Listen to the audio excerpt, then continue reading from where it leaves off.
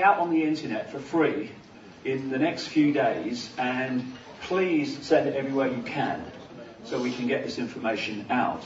And for people who watch this video around the world, just a quick bit of background.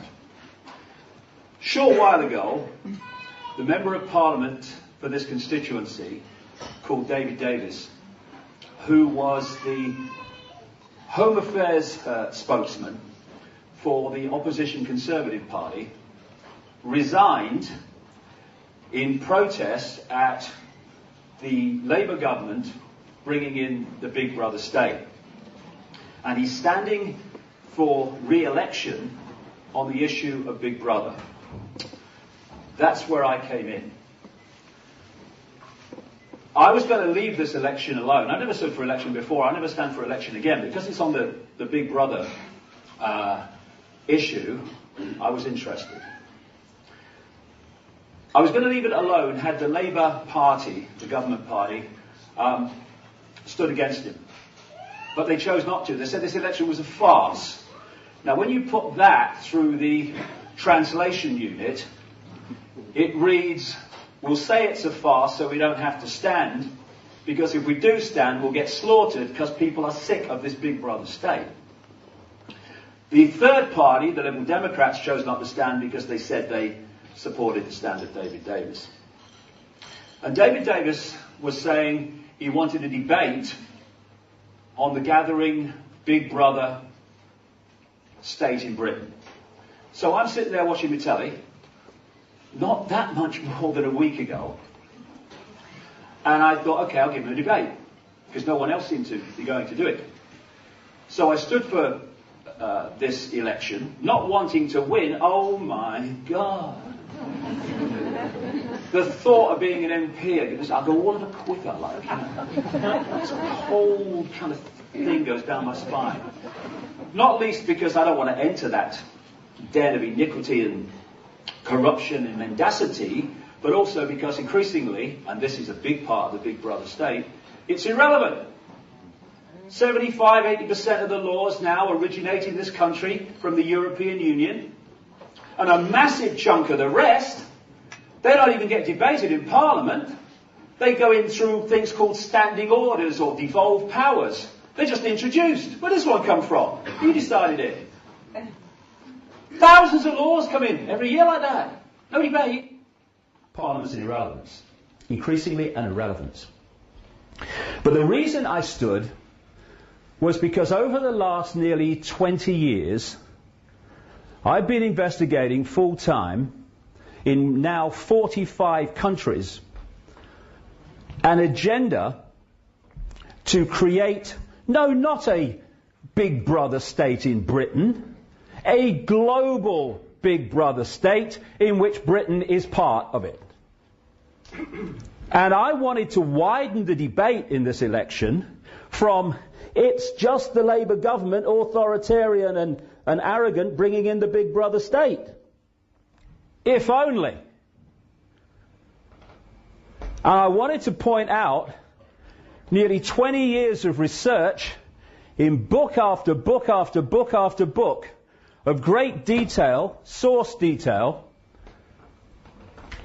predicting, not because I'm a prophet and I'm sitting in a darkened room smoking some weed, bringing it out of the ether, from hard journalistic research, because that's what I used to be, a journalist that was edited, now I'm a journalist that not, there's a big difference, pointing out what the agenda was and how they were going to manipulate, what techniques they were going to use to manipulate this agenda into place. The reason enormous numbers of people worldwide are now coming to my work suddenly over the last few years is very, very simple.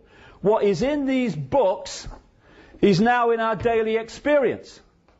And I wanted to bring this to this debate that David Davis said he wanted, so we could look at the bigger picture of Big Brother and not just the limited view where we are focusing on the oil rag and missing the engineer. We have not had that debate because he won't have it with me.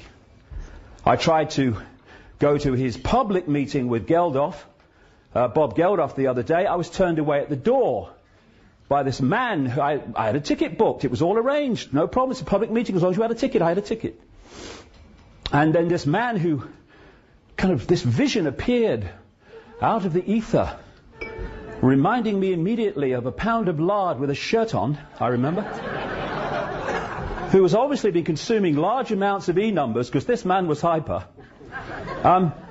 and told me suddenly, miraculously, abracadabra, it was now a private event. 30 seconds ago it was a public. What happened there? So I couldn't get in. So that is the background. And I came here, you see, less than a week ago. I came up here to stay last Monday. Not to challenge David Davis, but to share information with the people here and him of the bigger picture.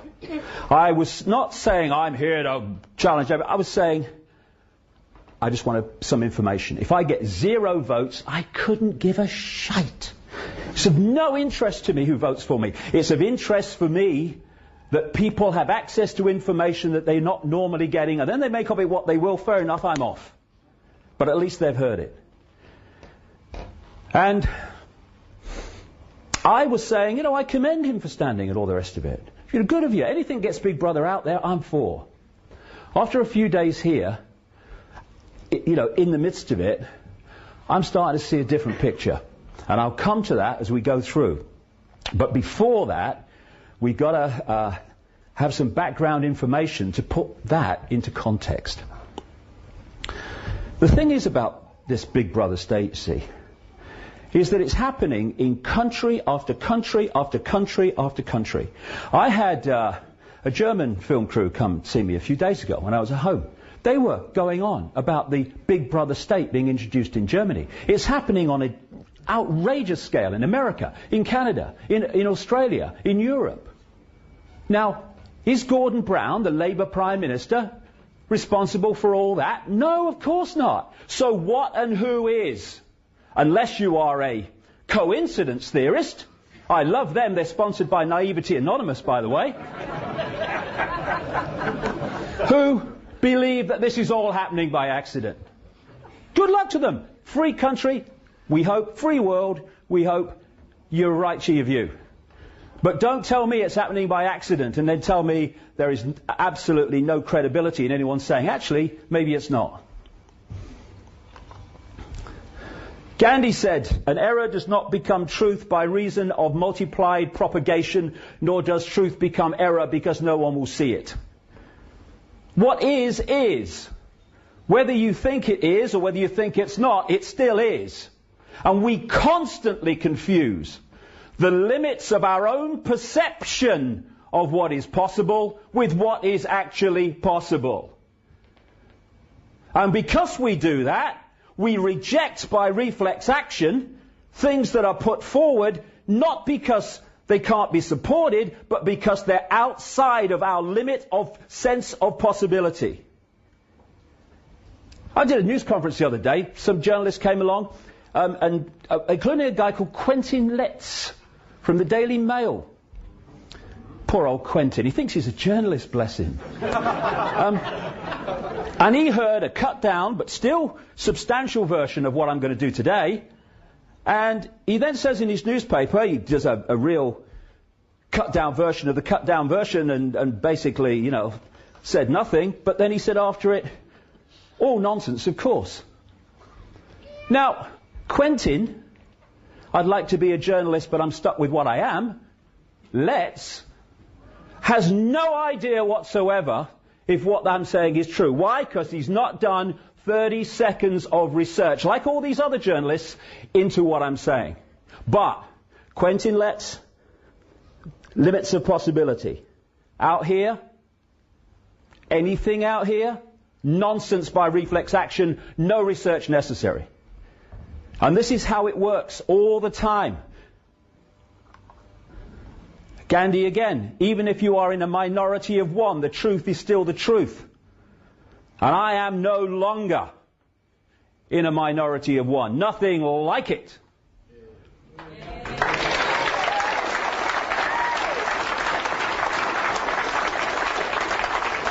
Remember this?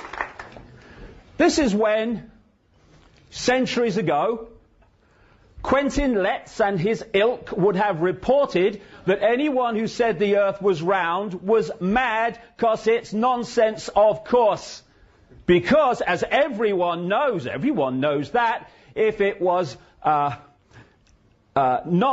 possible to be round, people would fall off the bottom, and all the rest of it that you got with the sphere earth is ridiculous.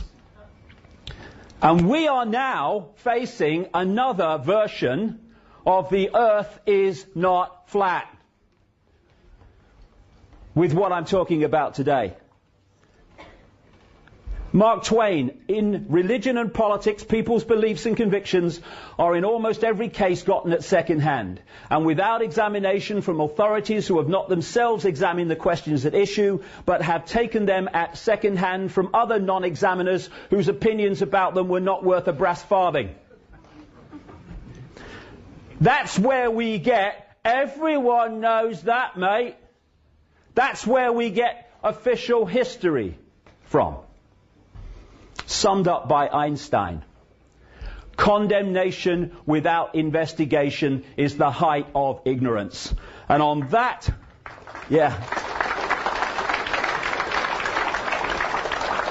and on that criteria, we live in a world that is at the summit of Everest in terms of the height of ignorance. Everyone knows that, mate. Nonsense, of course. The world looks bewildering. All these different things, what's going on? Why are they doing that? That's stupid. That's bureaucratic incompetence. What's happening? Why do they do that? It's ridiculous. They did it that way. It'd be much better. What's going on? And more people are saying and feeling more and more ill at ease with the world as it's changing around them. When we've got to the point of people being fined by the authorities for putting a card in their own car saying it's for sale. And when they park it in the street, they're being fined for trading in the street. When people are being fined for putting out their wheelie bin on the wrong day, we're talking about the fine detail of our lives that this has got into now. The key thing to start to understand the world we're actually looking at, as opposed to the one we think we are, is to connect the dots. There are many various and vastly different areas of our lives. Vastly different areas of politics and business and banking and all the rest of it. And left to themselves as dots, it's bewildering. I don't understand that. Why are they doing that? Why, all that stuff. But when you start to connect the dots, and that's what I've been doing for the last nearly 20 years, and to connect the dots, you have to do enormous research on the dots themselves before you can start to connect them. It's an enormous work. That's why it's very difficult for people to see what's happening, because the amount of work it needs to actually uncover it. And as you connect the dots, the picture starts to appear. You start to see that organizations and people and events that appeared to be totally unconnected are actually fundamentally connected. And you start to realize and you start to see a clearer and clearer picture of what Big Brother really is and why. You start to see the elephant in the living room. You see, the difference between those who've not looked at this stuff and those that have is the difference between seeing that's why they're doing this and people saying they're doing this, I think, because what they're telling us they're doing it for. Once you connect the dots, you start to see the white bits between the words where the real information is. And this elephant in the living room is that there is a secret agenda going on in the shadows behind the people that appear to be in power. And this agenda, as I've been exposing, like I say, for nearly 2 decades, before anyone was talking about this stuff, that secret agenda is to create a global, centralized, fascist dictatorship, where they want to take the European Union, and are doing it at a rate of knots at this time, take that structure globally, and that's what you have in terms of the structure they want. Now, to hide the agenda and to justify its introduction, we have the movie, as I call it. This is the version of events that we are given through the mainstream media and from politicians and stuff, most of whom, the vast majority of whom, haven't got a clue what they're actually reporting. They just read autocue or take a government statement and regurgitate it and call it news and journalism.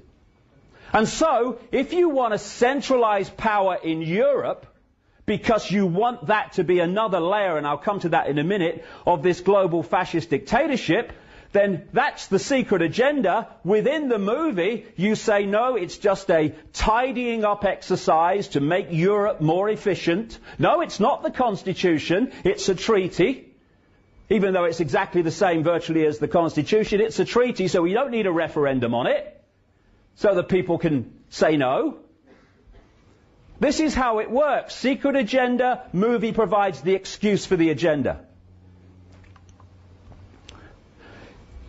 This is the uniform, it seems to be all over the world, the dark suit.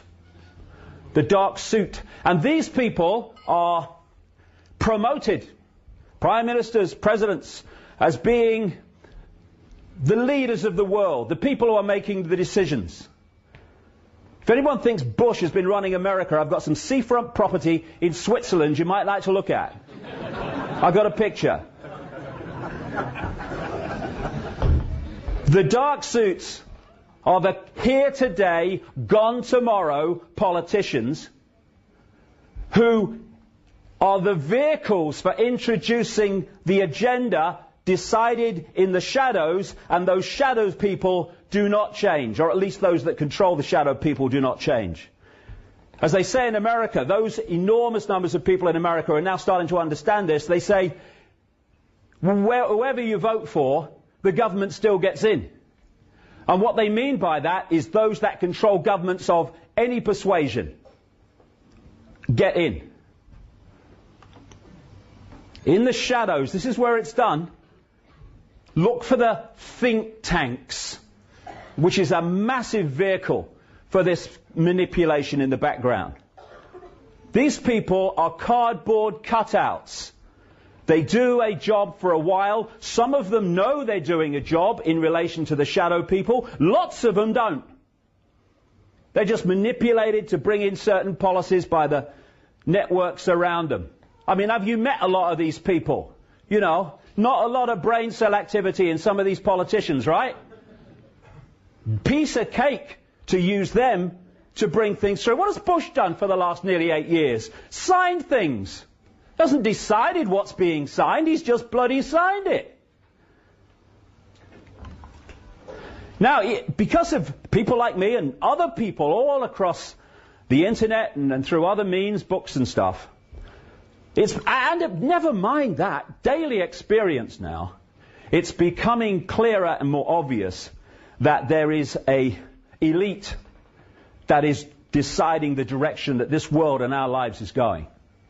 And one of those insiders on the peripheral of the inside, David Rothschild, wrote this book recently. It's called Superclass. He is a scholar at the Carnegie Endowment for International Peace, a think tank in America that was exposed by a congressional investigation in the 50s by something called the Reese Committee. It was exposed, this international peace organization was exposed for manipulating war, particularly the First World War, and they got that from the minutes of the organization.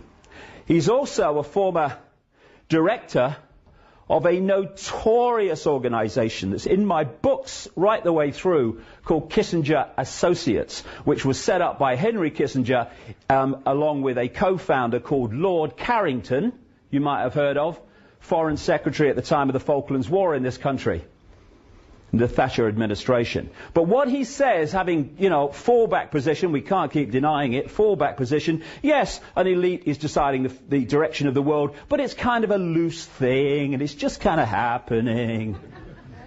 Bullshit. It's coldly calculated if you go high enough, and I'll get into that. So, this is where the action is, behind the scenes.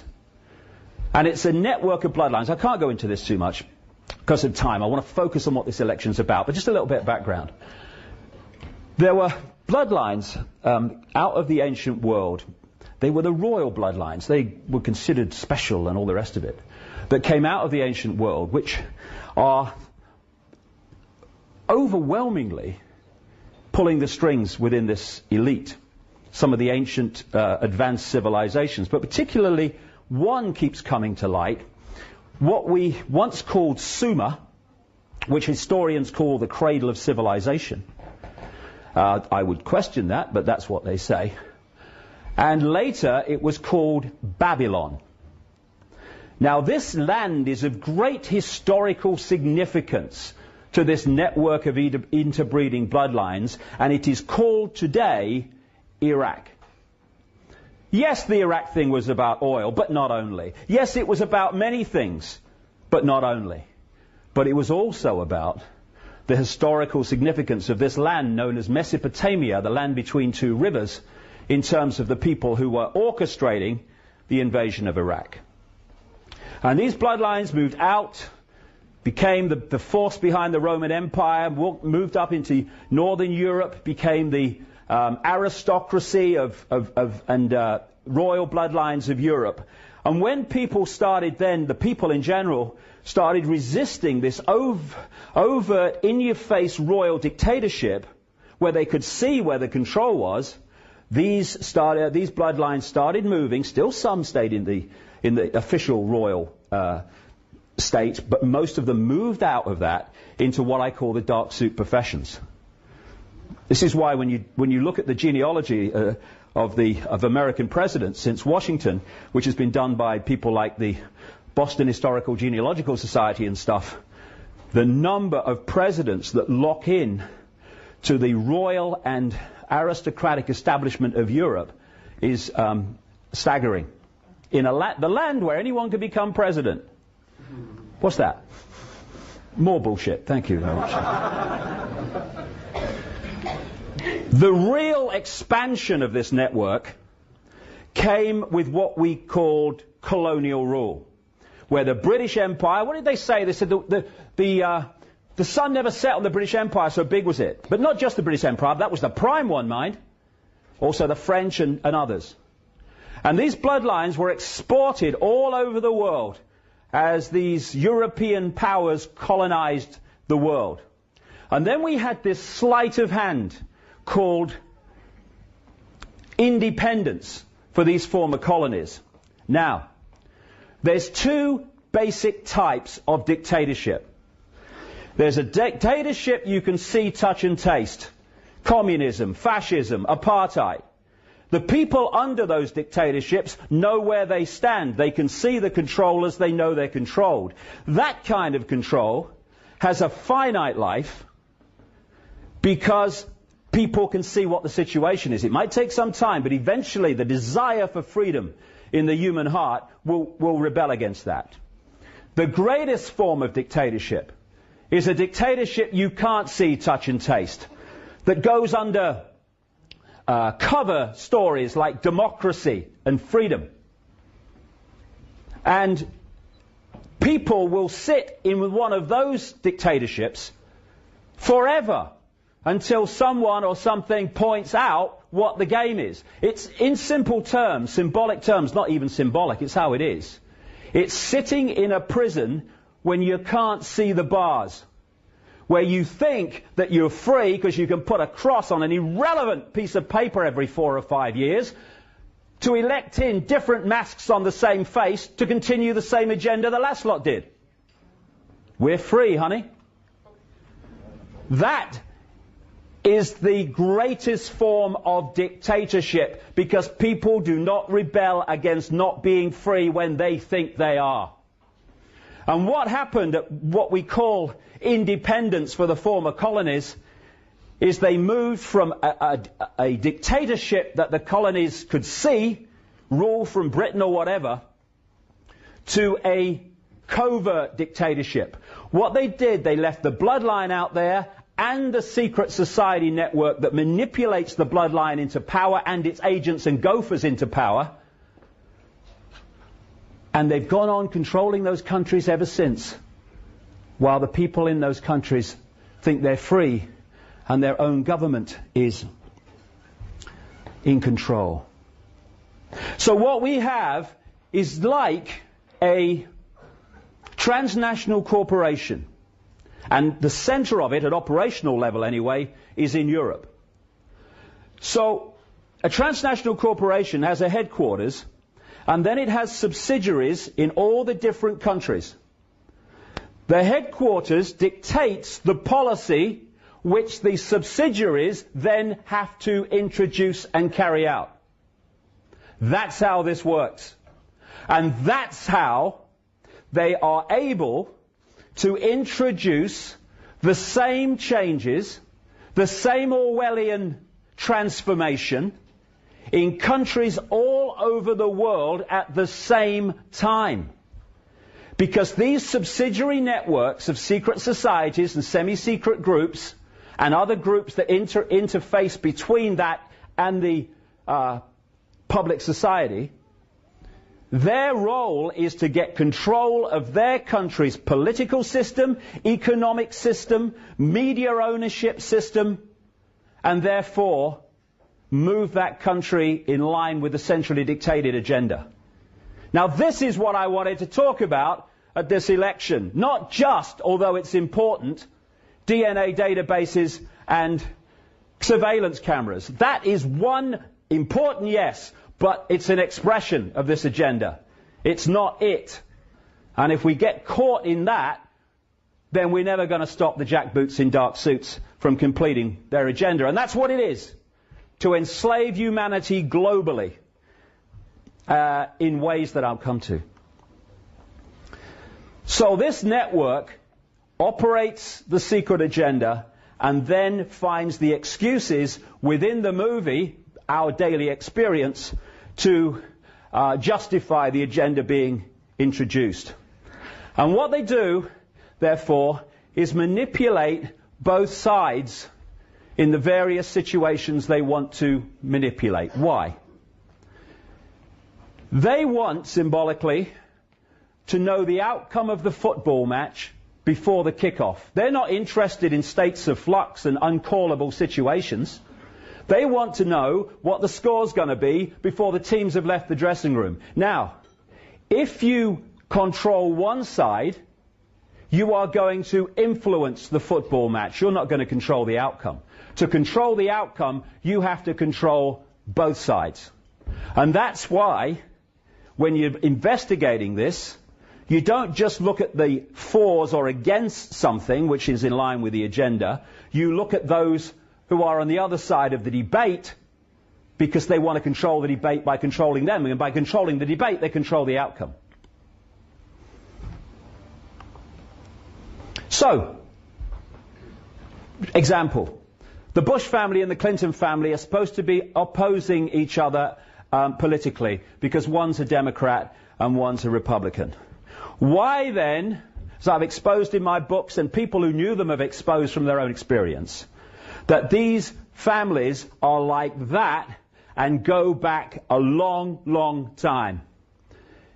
During the Reagan-Father Bush administration, the Bush family and the Clinton family, Clinton was then governor of Arkansas, were running drugs, a massive operation, through somewhere called the Mena airstrip in Arkansas, which was part of the Iran-Contra thing. They go back a very long way. From 1980, when Reagan-Bush came in and Father Bush was the real president, in terms of power, right through to now, in 2008, a Bush or a Clinton has been in the presidency. And they are two masks on the same face. The president is a puppet controlled by the forces that put him there, that funded him there with the cuckoo amounts of money they give. Cheney is more powerful in the White House than boy George Bush. Why? Because Cheney's higher in the hidden hierarchy. And this is the point. The higher you are in the hidden hierarchy doesn't translate necessarily to the hierarchy we see in the public arena with presidents and vice presidents. But the power hierarchy in the public arena does mirror the power hierarchy in the hidden agenda. This man has been president. This man's been running America. Our enemies are innovative and resourceful, and so are we. They never stop thinking about new ways to harm our country and our people, and neither do we.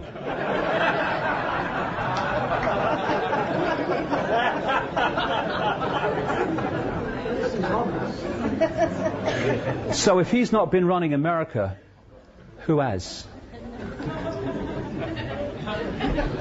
And then, this is another way where the debate kind of diverts people.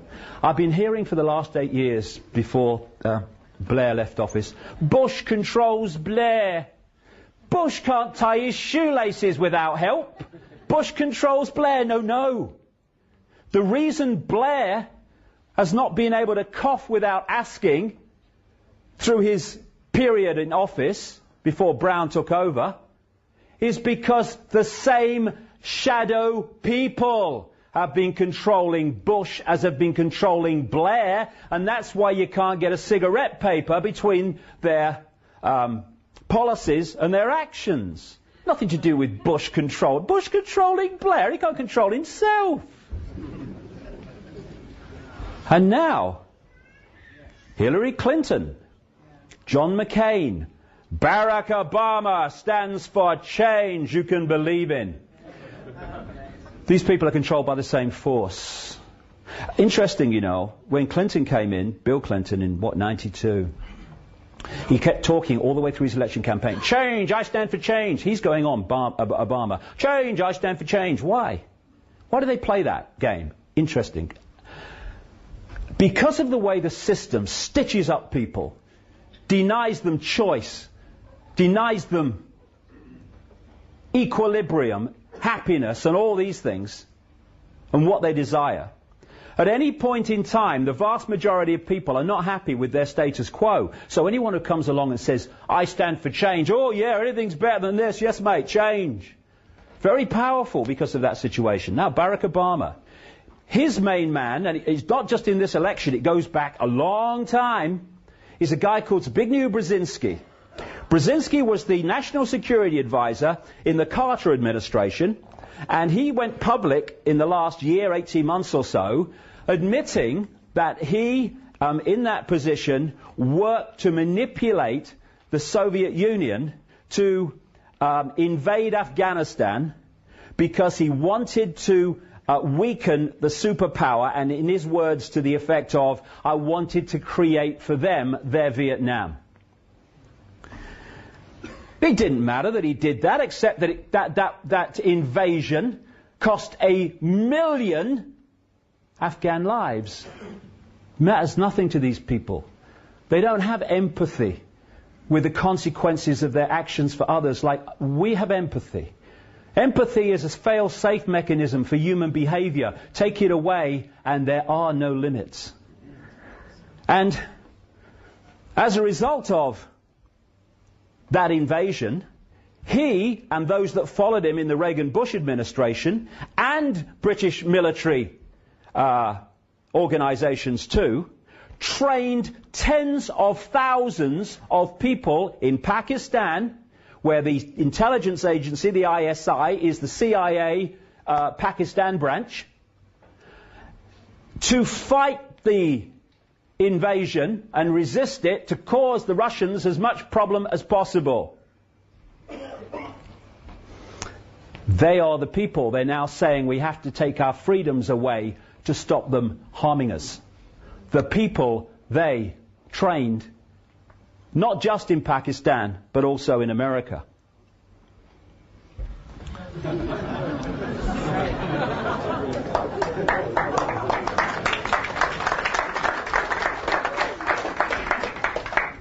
I'll say no more except this, about this. Or I might, because got verbal diarrhea, but if anyone thinks, David Davis or anybody else, that when this guy David Cameron, the Conservative leader, comes into government, as we stand, he absolutely is almost certain to do. If David Davis or anyone thinks that Big Brother is going to be turned back by this guy and his cohorts, then again, you know, just down the road from the one in the seafront property in Switzerland, I have another little one you might like to look at. Because the agenda does not take no for an answer.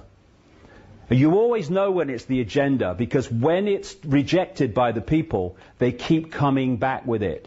And this whole global Big Brother agenda is not going to go any further in Britain, or is going to be turned back by David Cameron. Crikey, you're having a laugh. Of course not. They'll find the excuses for it, and it'll be business as bloody usual. This is very true, I find. Politics may not be the oldest profession, but the results are the same.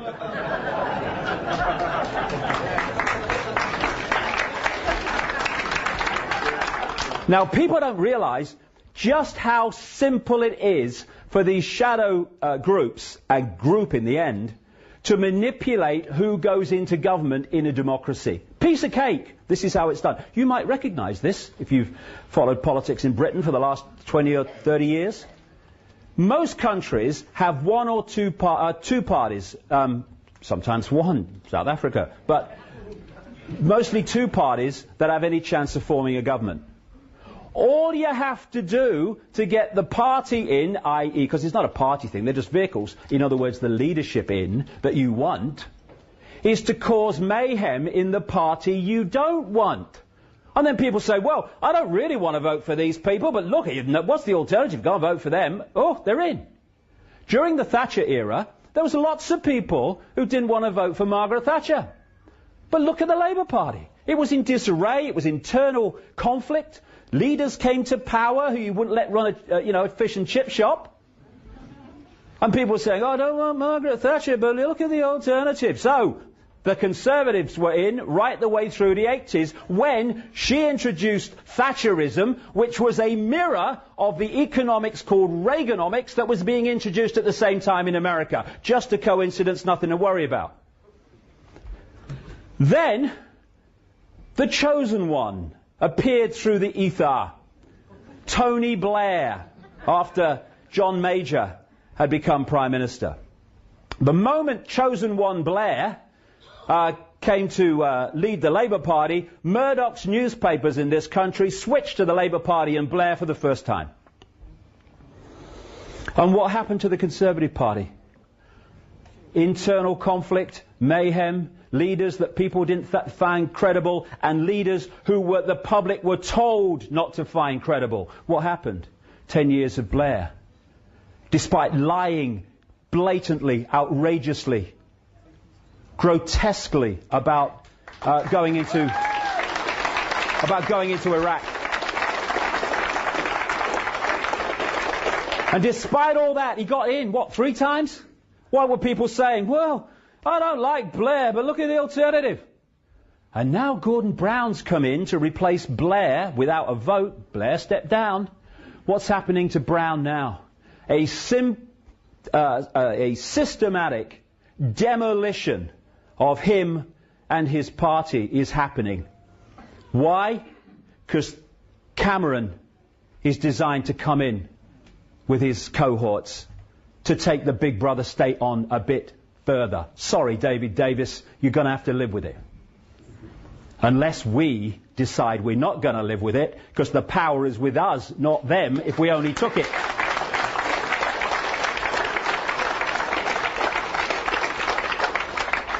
So the world seems very confusing. Let's see how they do it here. The world seems very confusing, a ball of confusion and what's going on. And the reason it seems like that is because we're denied, not least through the Quentin Letts of this world, we are denied the coordinates necessary to understand how the pieces fit. The coordinates are about where they want to take the world and the methods they use to take us there. Once we've got these coordinates, the world looks very different. This election looks very different. Coordinate 1. The goal is a centrally controlled global fascist dictatorship. This image can be found in this book, the first edition of which I wrote in 1994. Look at the world as it's emerged since in relation to that. Why do they want this structure? Any dictatorship must centralize power and must bring the decision-making process into the hands of fewer and fewer people. Because the more diversity of decision-making you have, the less control a center is going to have over those decisions. Diversity is the worst nightmare of the dictator. Uniformity is the means through which they do it. I mean, just look at the world from a built environment perspective. No matter where you go in the world, it all looks the same. This uniformity is emerging, even on that level. So what they want is a world government which would dictate all major policies to every country. They want a world central bank that would control the whole of global finance for every country. They want a world currency which would not in the end be physical cash, but electronic money only. And there are fundamental implications for freedom in that. We are hurtling towards the cashless society. Oh, it's a good thing. Yes. If it was done benignly, it might be, but it ain't. It's the outcome and the reason for the outcome we need to focus on, not the actual thing itself necessarily so much. Today, if you go into a shop or whatever, and you hand over electronic money, a credit card, and they say, sorry, the computer won't accept your card, at least you can still say, oh, well, I'll pay cash then. What happens when there is no cash and that computer says, no way, Jose? You have no means of purchase. What does that mean? Total control. That's why it's there. They want a world army. And what I'm saying is all in these books from 15, nearly 20 years ago. A world army that would impose the will of the world government. I had a journalist said to me once, what would they want a world army for? There'd be no one to fight. I said, you're a journalist, aren't you?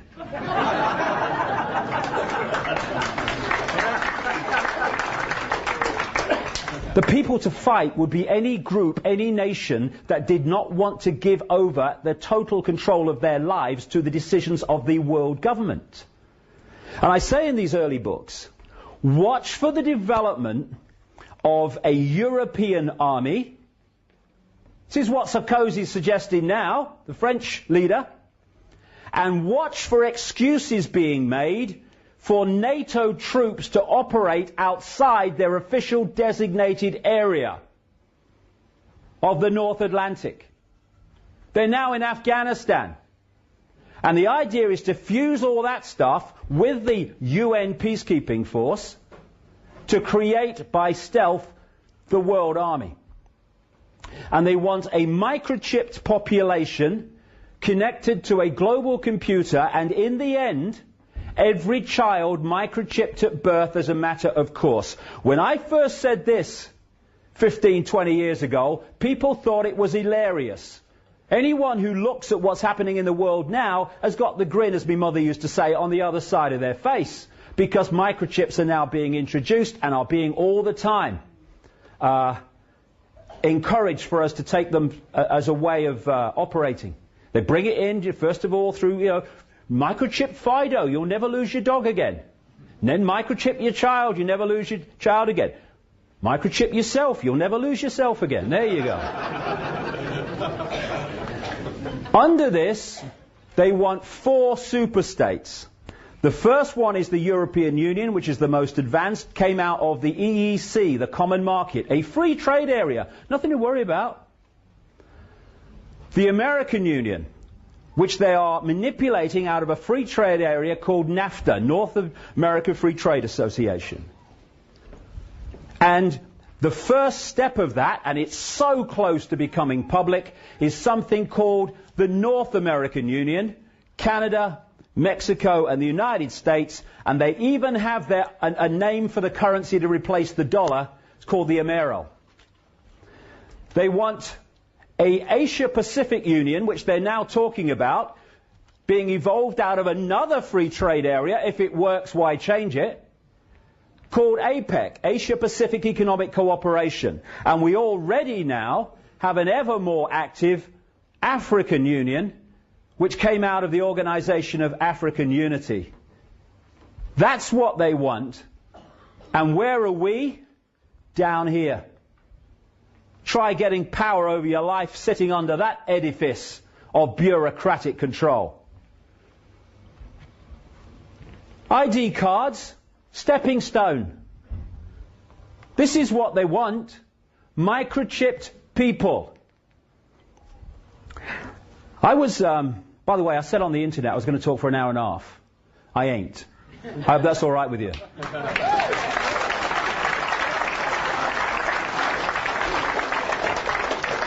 Anyway, I was approached by a third party in about 97 to meet a CIA scientist who was an expert in magnetics. And I met him in his home. And he said he wanted to meet me because he wanted to get out what was going on, and he had no way of doing that for reasons that will become clear. He said that he joined the CIA to serve his country. Because of the way these organizations are compartmentalized, as I'll come to, most people in these organizations are not trying to follow this agenda at all. They're victims of it. So he told me many, many things. What had happened is he joined the CIA thinking he was serving his country. And when he got on the inside in these secret scientific projects, which produced technology far and away beyond anything we see in the public arena, he realized that this agenda that I'm talking about today was happening, which he never had a clue about when he joined the CIA. And he resisted and refused to work with them. He said one day he left home and he has missing time, remembers nothing until he woke up on a medical type bench in a room, and as he got his faculties back, he found there was something stuck to his chest. And he was opening his shirt as he told me this story, and on his chest was a see-through, that's all I can describe it as, a see-through shampoo sachet type thing, and inside was this orangey golden liquid. These are known within the CIA as patches. Someone's been patched. And what had happened in that missing time period is that his body had been manipulated to need the drug in the patch to survive, and if he doesn't get it, he starts to die of agonizing death. He knows that's true because he resisted after he was patched, and he found out they weren't kidding. These patches have to be replaced every 72 hours, and if they're not replaced, goodbye to him. So he's got children. I met them. He doesn't want to die. So what does he do? He serves the agenda. Because he hasn't got a choice, he feels, except to die. And this man said this to me after telling me so much other stuff. Tell people, if they say no to just one thing, say no to the microchip. Because he said even those that are becoming aware of it, and this is way back, this is like I say 97, and some were, most weren't, think it's about electronic tagging, and on one level he said it is.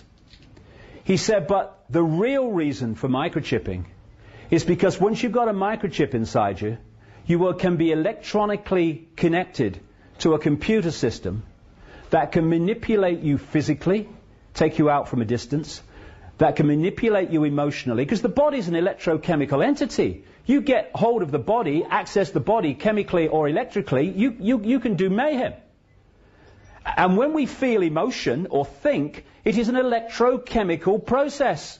So if you get a microchip inside you manipulating that process, they can manipulate the way you think. As he said, they can make people aggressive, they can make people docile, either as an individual or en masse.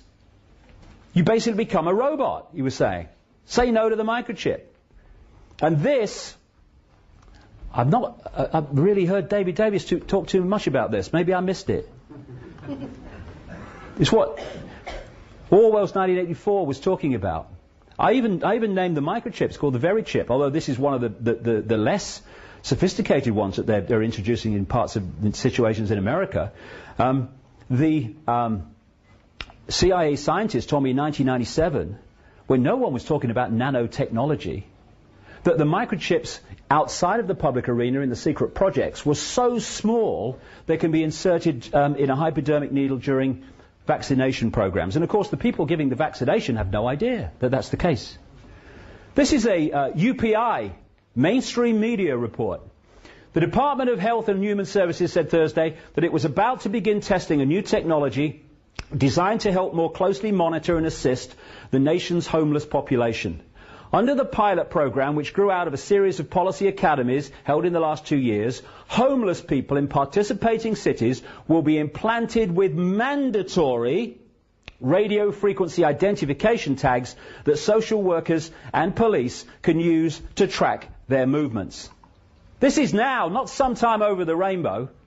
Data from these tracking stations mounted on telephone poles will be transmitted to police and social service workers who will use custom Windows NT software to track movements of the homeless in real time. In what has become a chronic social problem, people living in shelters and on the streets do not seek adequate medical care. And frequently contribute. This is the key. And frequently contribute to the rising crime in major cities. You're homeless. You're a criminal. Says so here. Supporters of subdermal tracking say the technology will discourage implanted homeless men and women from committing crimes while making it easier for the government to help them, all that stuff. That's now. And these are some headlines, recent headlines, I took from the internet about microchipping. In mainstream media, would a microchip keep your child safe? In those books I say what they're going to do is they're going to sell it on one level by saying it'll keep your child safe. It's now in the headlines, all these years later. Metropolitan police officers to be microchipped by top brass in Big Brother style tracking scheme. Wouldn't you feel really comfortable and nice and safe if you knew that your local policeman was microchipped by microchips that can affect them emotionally and physically and mentally? I mean, wouldn't that make you feel good? Microchip tagging for convicts. We got so many problems with the prisons, they're all full. What can we do? Oh, I know, we can microchip them.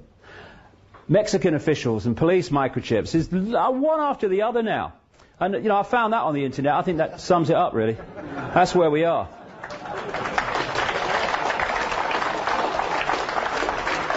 Except it's not Bush, it's the shadow people controlling him. Coordinate 2. The biggest terrorists are in government.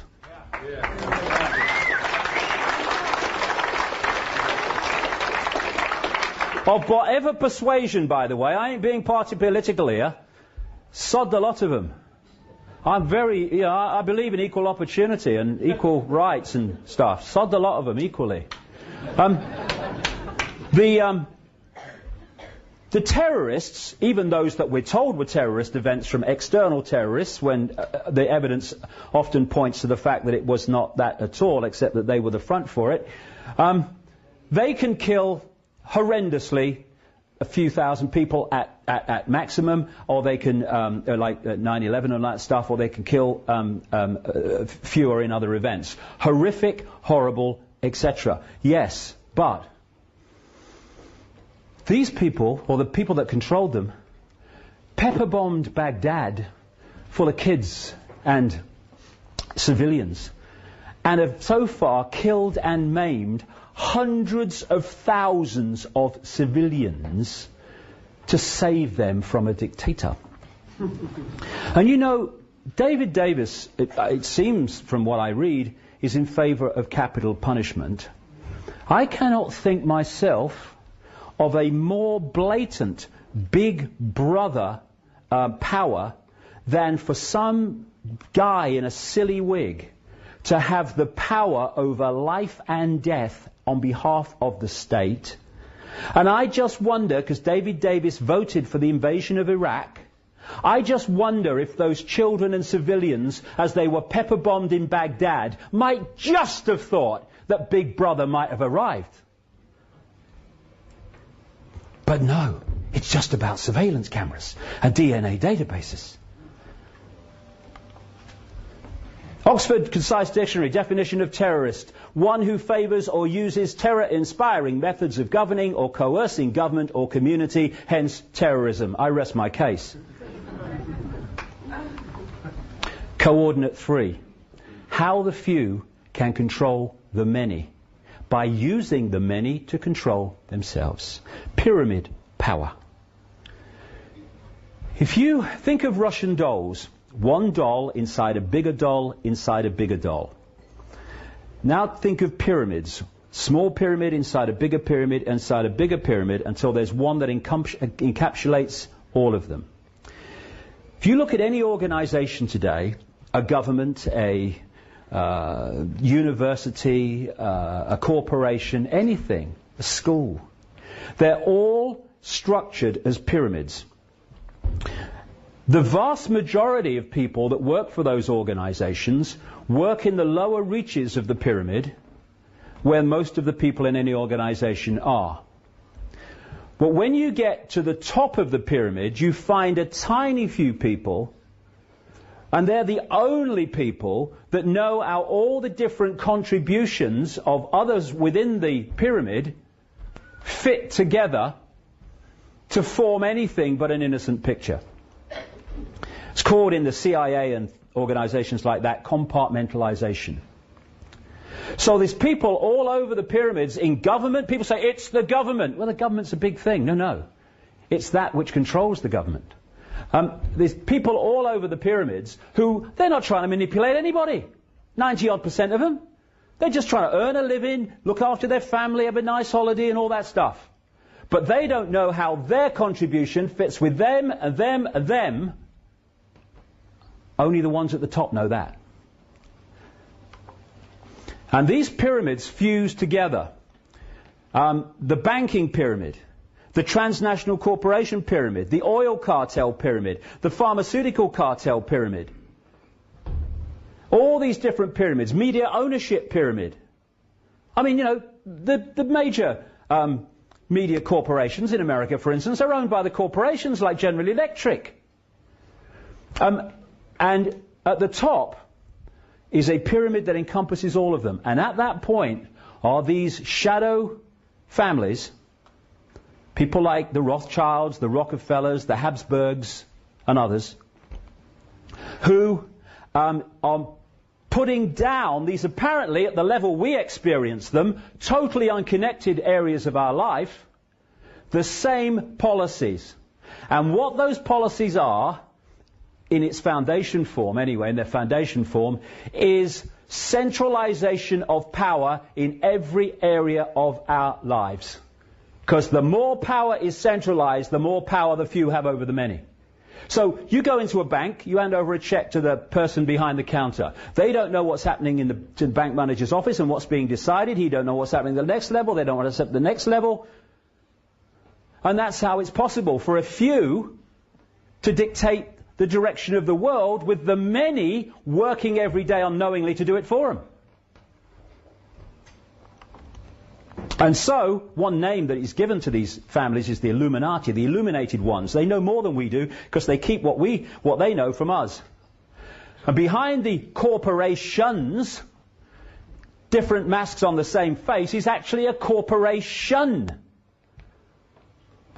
Different directors, different frontmen, not always, mind, interconnected directorships, but at control in the hands of the few. And it's the same with politics. Presidents, prime ministers, heads of the World Bank, Secretary General of NATO, they are perceived to be in the red bit at the top in terms of their own hierarchy. No. They're somewhere down. I'm probably being optimistic with this. They are there. The here today, come tomorrow people that I mentioned earlier are there simply to fill the public positions through which those that operate in the shadows above them in the pyramid dictate the policy. And that's why the policy never changes, no matter what government's in power, an incessant centralization. So when I hear people saying, it's Bush, Bush is behind it, stop Bush, please. He's not Big Brother. Bush is Big Brother. We got nothing to bloody worry about there then. He's a vehicle and there'll be another one along soon. Because this is how it works. Controlling the movie by controlling all sides in the movie through the compartmentalized pyramid system. The secret society system, I could talk about this for ages, but we talk about secret societies we can access in terms of their existence. The Freemasons, the Knights of Malta, Opus Dei, the Knights Templar and all these people. And they feed chosen people out of the top of their pyramids into the pyramid where the real action is. And often that pyramid they don't give it a name. I call it the Illuminati and other people call it the Illuminati, but often they don't give it a name. Why? You try investigating an organization that doesn't have a name. Very difficult. And this is how it works. This is Albert Pike. He was a Freemasonic god in America, and his statue is outside the Washington, D.C. police station to this day. This is what he said in one of his writings. Fictions are necessary to the people, and the truth becomes deadly to those who are not strong enough to contemplate it in all its brilliance. In fact, what can there be in common between the vile multitude and sublime wisdom? The truth must be kept secret, and the masses need a teaching proportioned to their imperfect reason. That's how the network behind the people who appear to be in power see the cattle population, you and me.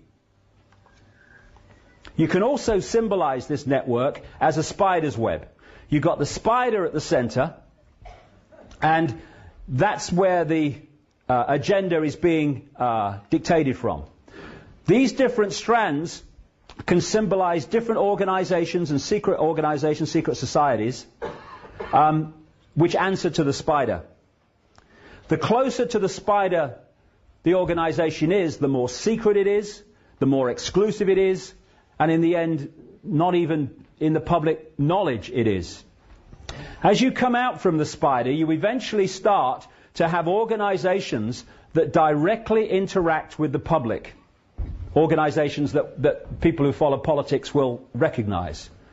And then there's a few just back from there, which are kind of secret, but thanks to researchers, they've been acknowledged to exist, like one called the Bilderberg Group, which I'll get to.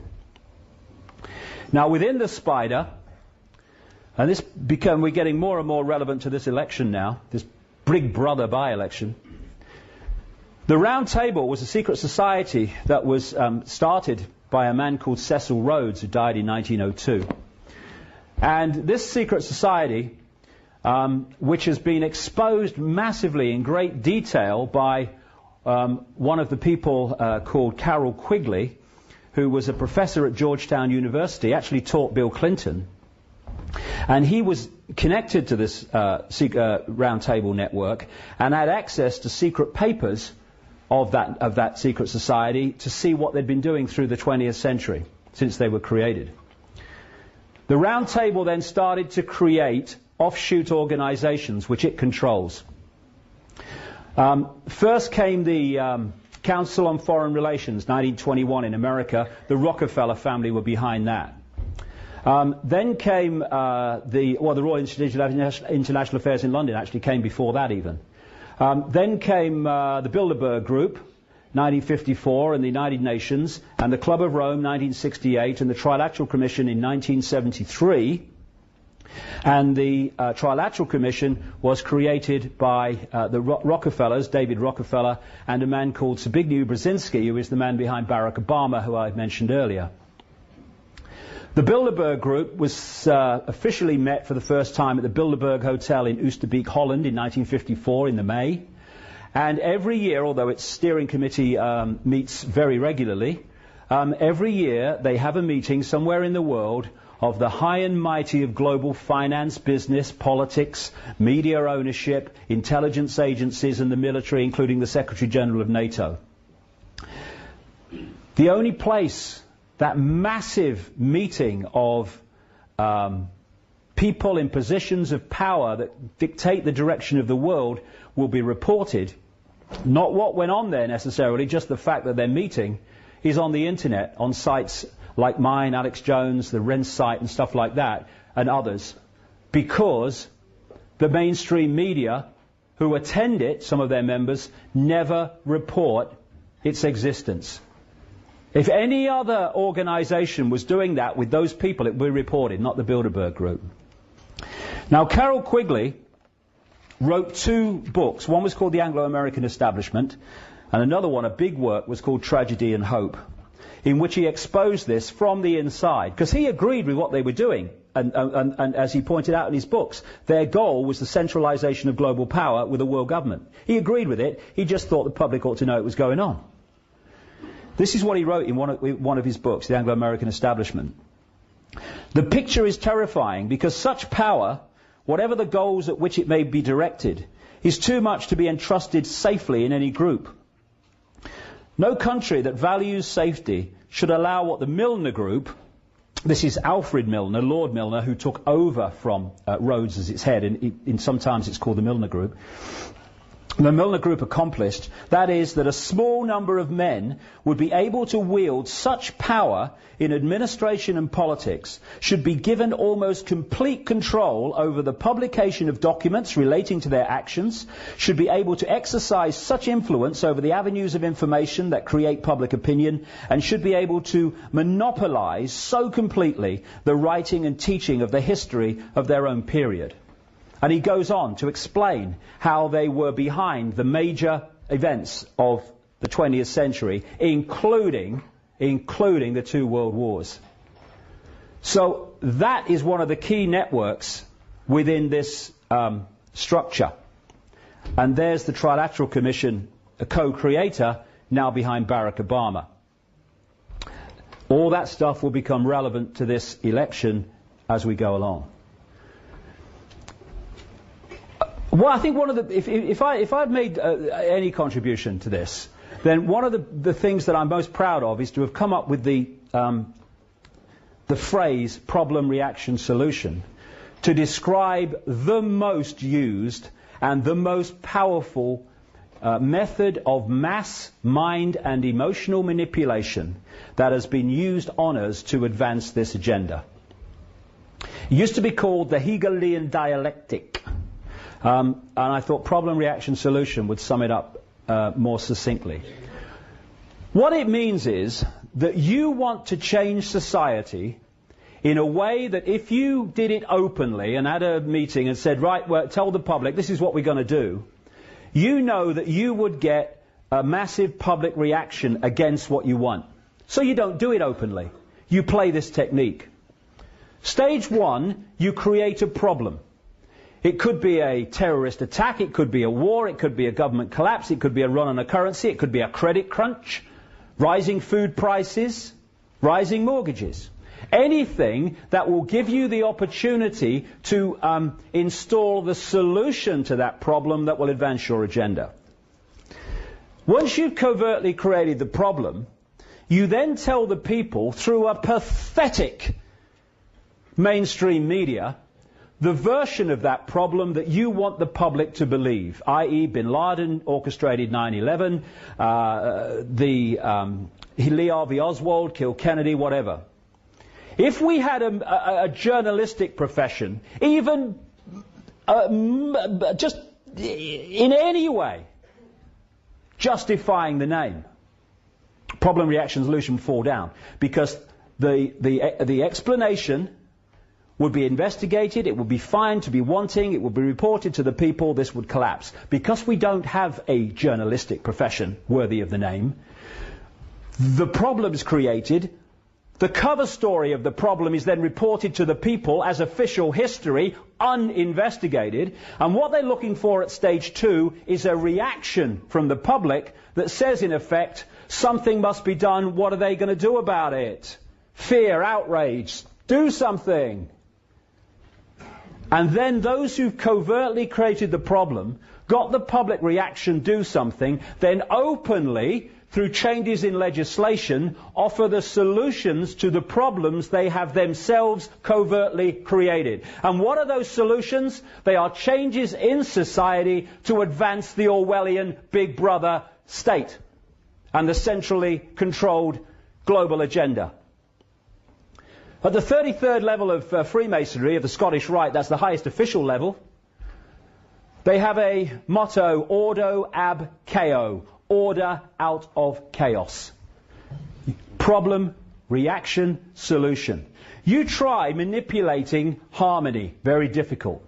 You try manipulating chaos, piece of cake. They want chaos. You see, through problem, reaction, solution, we need to switch our minds a bit here. Because of problem, reaction, solution, they don't want crime figures to come down. Because if they do, they can't offer the solutions to the crime figures, which is more control. They want people knifed in the street.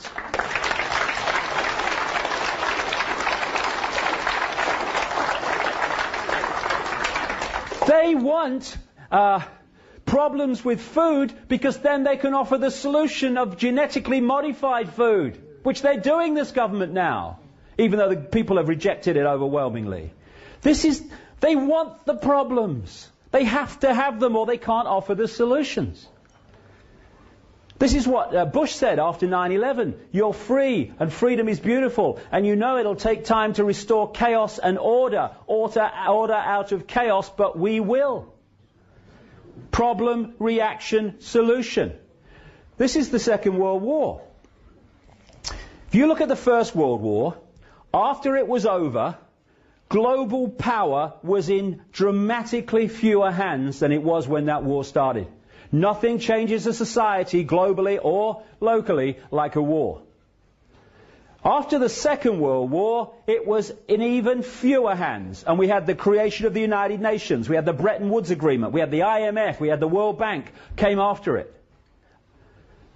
And what they did, these bloodlines, these shadow people at the top of these pyramids, they were behind the British government and the American government of Roosevelt. They were behind Stalin, who was one of their front men.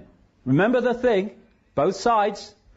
And they funded the Nazi party into power, and they funded their war machine.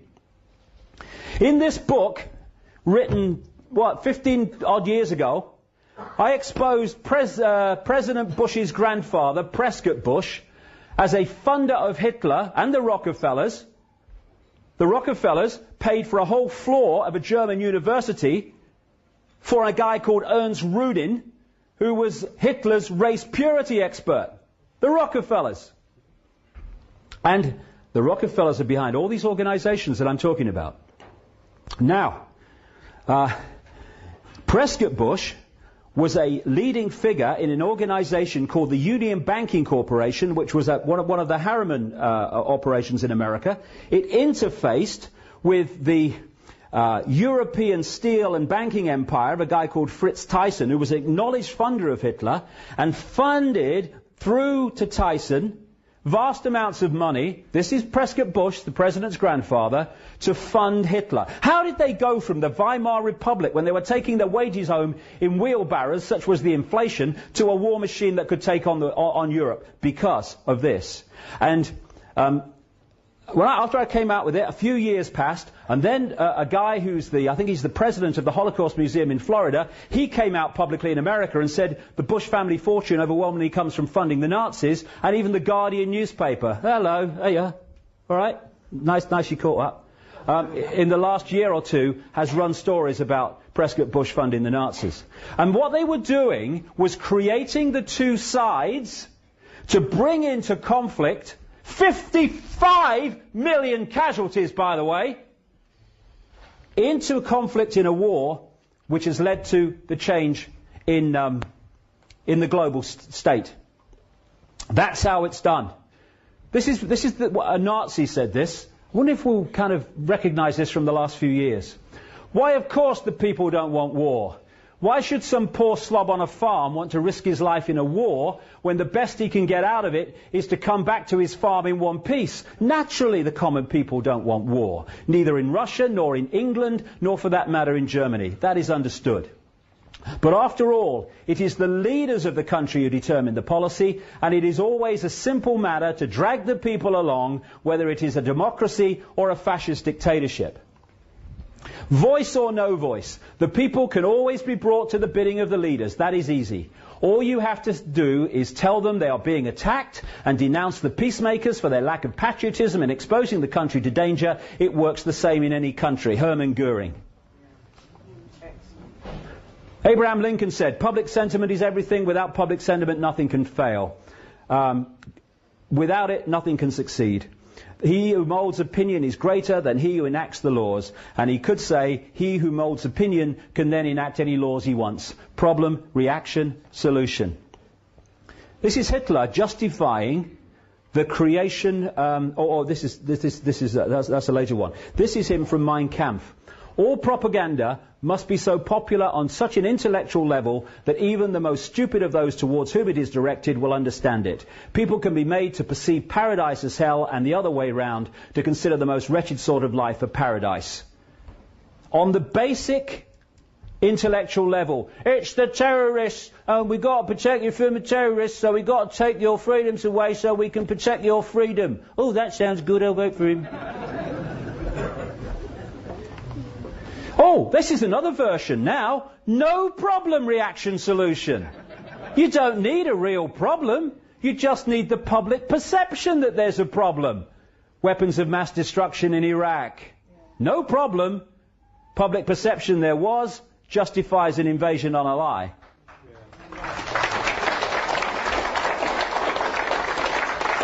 I love this one.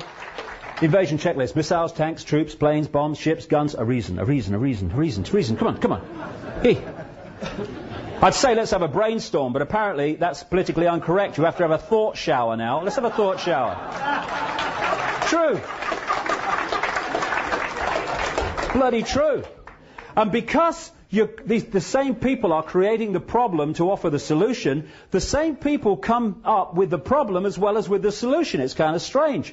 This is a picture from 1983 of Donald Rumsfeld meeting Saddam Hussein on behalf of the Reagan-Father Bush administration. And what was he doing? Hello, Sad, nice to meet you, mate. What he was doing was arranging the shipment of chemical and biological weapons from American corporations to Baghdad to be used against the Iranians in the Iraq-Iranian war. Don't take my word for it. In 2002, State Department documents in America came to light, and this is a mainstream newspaper report of what they said. Donald Rumsfeld, the U.S. Defense Secretary, and one of the most strident critics of Saddam Hussein, met the Iraqi president in 1983 to ease the way for U.S. companies to sell biological and chemical weapons, including anthrax and bubonic plague cultures, according to newly classified U.S. government documents. When he becomes defense secretary, he's using this. He used chemical weapons against the Kurds. Yes, which you gave him. Problem, reaction, solution. That's how it works.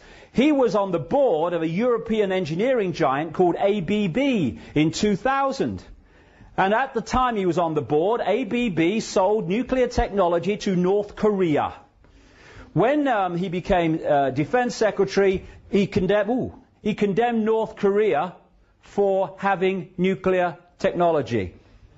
And these stories, I can't go on about it all day, these stories I could list forever. Problem, reaction, solution. Like I say, we rejected GM food. Now we've got a rising food prices and a food crisis, as they say. And now this government is saying GM food could be a solution.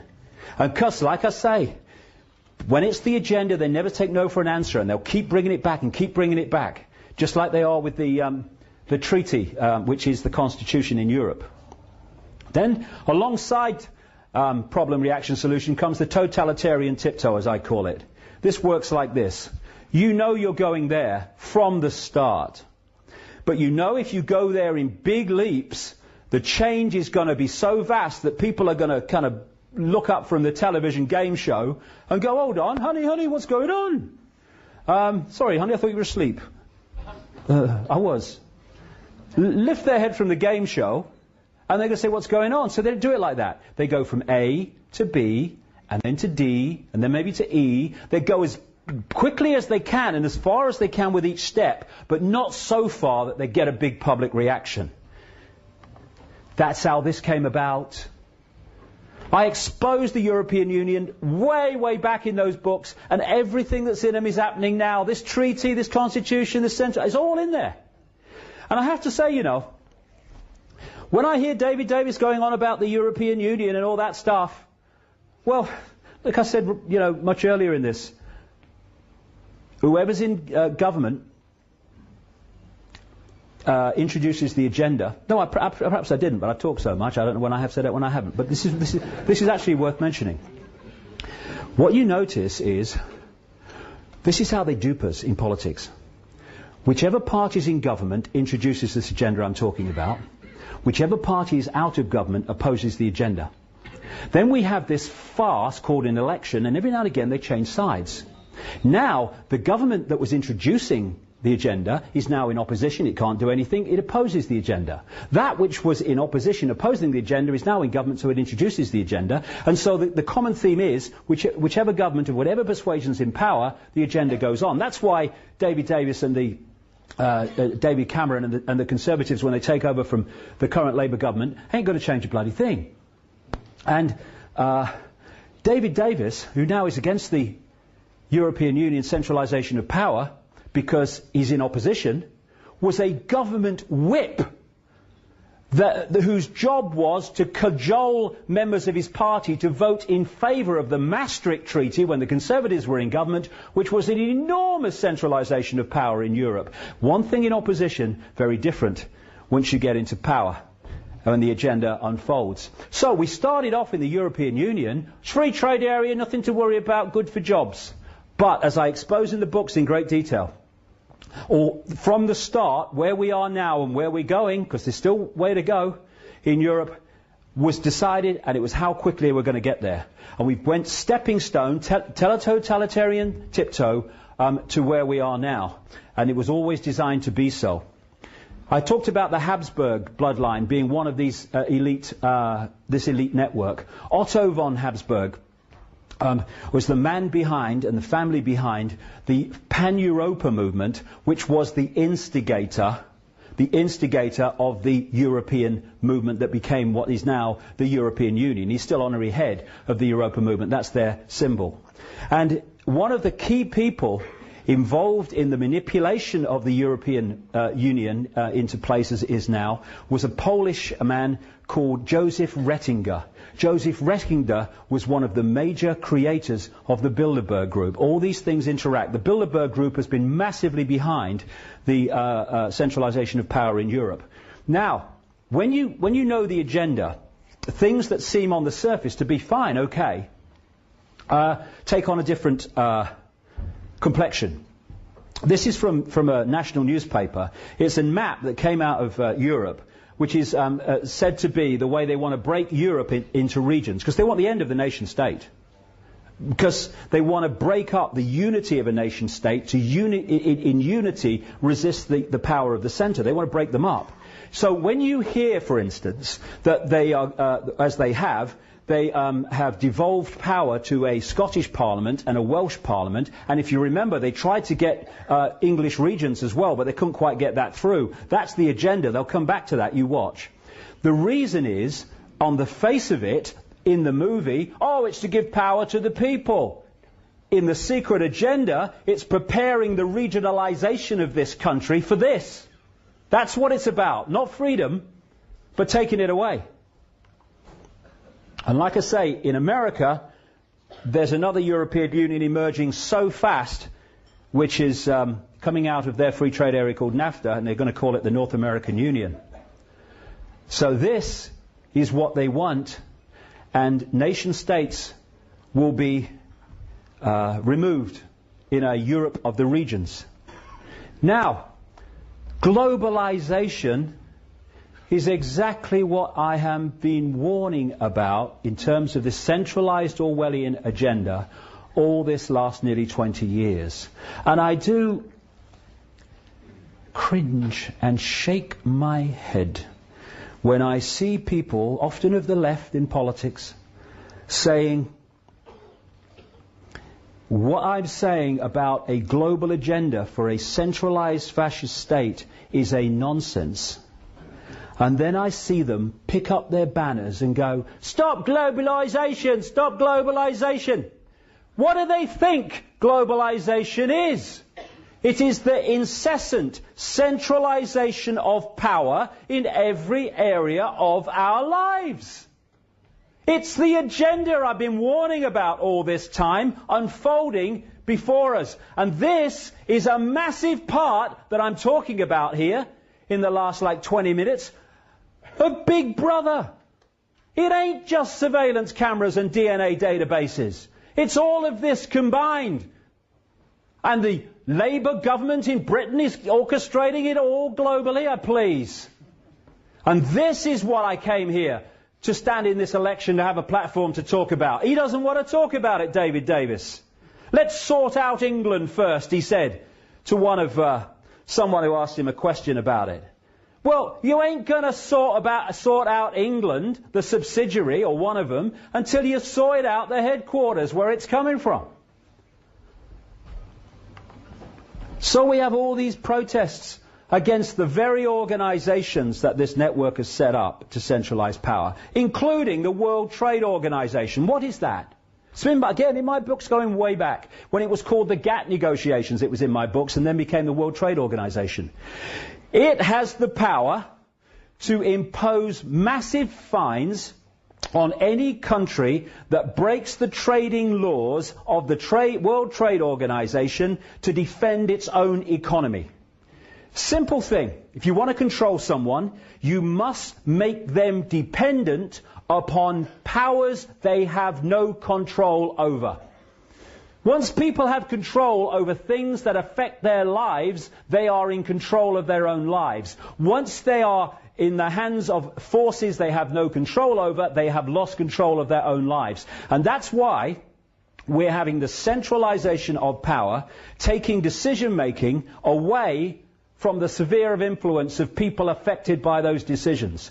The idea is to tie up every nation and every area of the world with codependency on some other part of the world, so that no part of the world has the independence to decide their own destiny.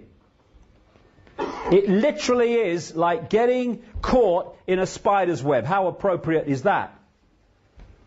That's what outsourcing, as they call it in America, is. Taking jobs and stuff into India and other places. And British companies buying up foreign companies buying up our basic needs like electricity and gas and water. That's what it's about. Taking control over our lives to a point where we have no influence. This is Big Brother. Not some guy sitting there watching a bloody camera screens. Just one level of it. This has been brought in.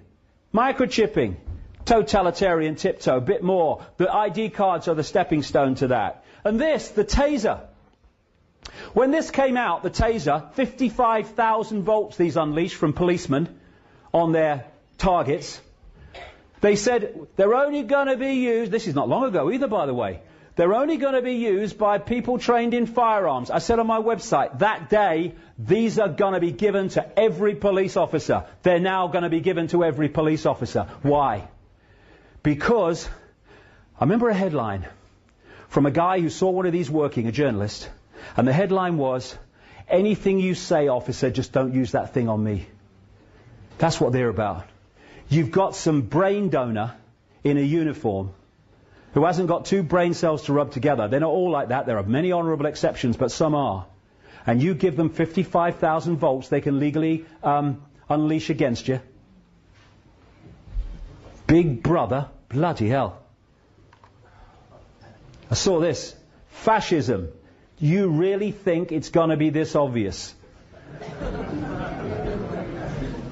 It's being brought in covertly, but it's reached the point where increasingly it is becoming that obvious. The secret agenda and the movie justifying the agenda is what this Big Brother debate in this by-election ought to be about. But it's not. Now, this may not seem, this next little section here, that it relates to this by-election, but it bloody well does. No need for prophecy. It's written down. In the year 2000, in America, an organization set up in the 90s by the people who controlled and control the Bush administration this last 8 years was set up. It was called the Project for the New American Century. And it was created by people who have since become known as neocons or neoconservatives. September 2000 they published this. And it was called Rebuilding America's Defenses, Strategies, Forces and Resources for a New Century. This is what it said. I'll come to that. These are three main people who were in the creation of the Project for the New American Century. Dick Cheney, Vice President, more power than the President. Donald Rumsfeld, Defense Secretary at the time of 9/11 and the invasion of Iraq. Paul Wolfowitz, Defense Deputy Secretary at the same time. These are some of the other neocons. Michael Ledeen connects into the fascist network in Italy, an associate of a guy called Licio Gelli, who ran the P2 Freemasonry Lodge that was behind the Vatican Bank scandal that led to a guy called Roberto Calvi being hung under London Bridge over the Thames. Richard Pearl, one of the major architects acknowledged in the mainstream media of the invasion of Iraq and the war on terror. John Bolton, ditto. Douglas Feith, ditto. Jeb Bush, brother of the president. William Crystal, editor of the Murdoch Weekly Standard, a neocon paper in Washington, and one of the major advocates in the media of the invasion of Iraq and the war on terror. This is what it said, that document, September 2000. It called for American armed forces, it called the American armed forces the cavalry on the new American frontier. It said that key allies like the United Kingdom are the most effective and efficient means of exercising American global leadership. That's not happened, has it?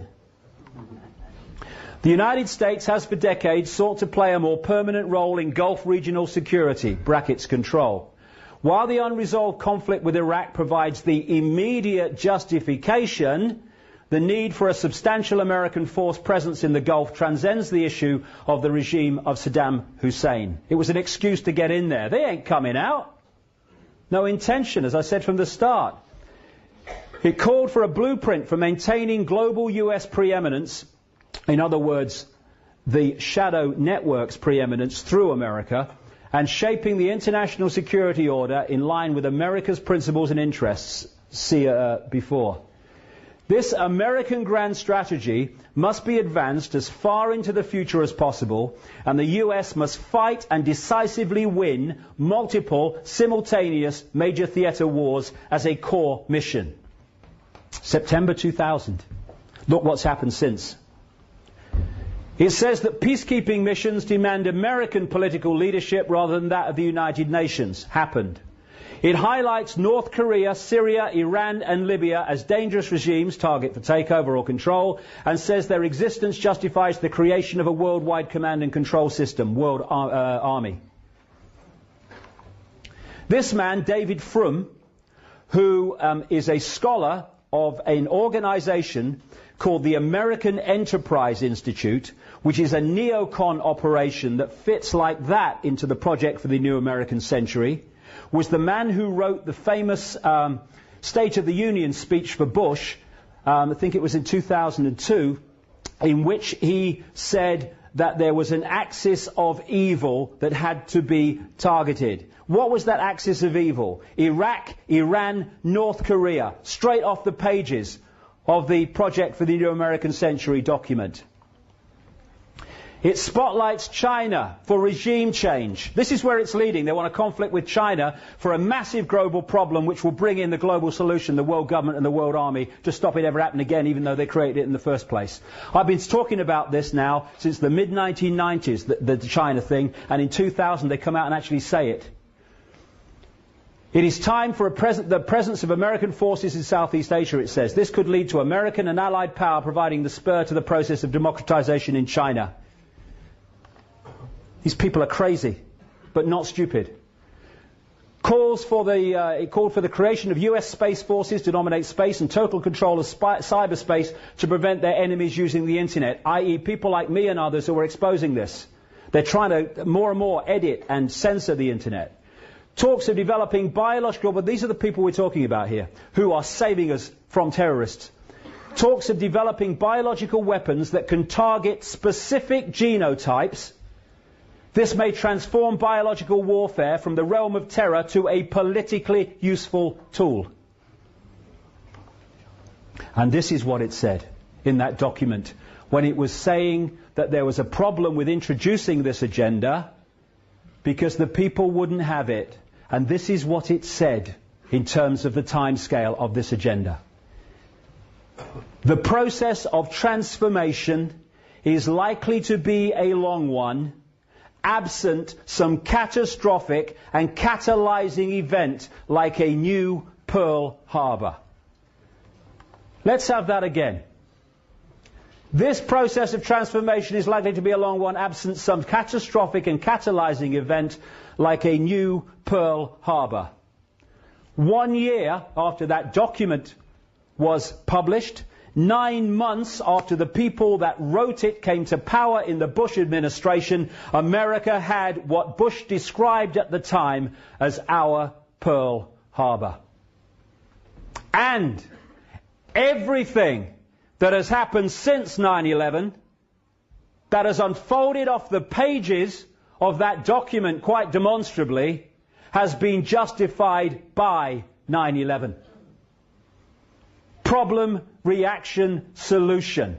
And no mainstream journalist has even thought of questioning the official version of 9/11. And we are being told by the left in politics, by often the Greens, though not all of them, I'm talking about the hierarchy, that Bush and Blair lied about everything. Beliar, you remember the posters? Those two lied about everything except the official story of 9/11. They told the whole truth about that in terms of how it was orchestrated. Naivety Anonymous, hello, is that you? I've got some customers for you. And they condemn people like me for having the nerve to raise the subject. Nutter, rubbish. Oh, God. I wrote a book a year, well actually I wrote it immediately after 9/11 and researched it for a year. It came out a year to the month after 9/11. It takes the official story apart. It's a fairy tale. A fairy tale. But it's been justified. It's used to justify this, and that's why it happened. Bullshit. Absolutely.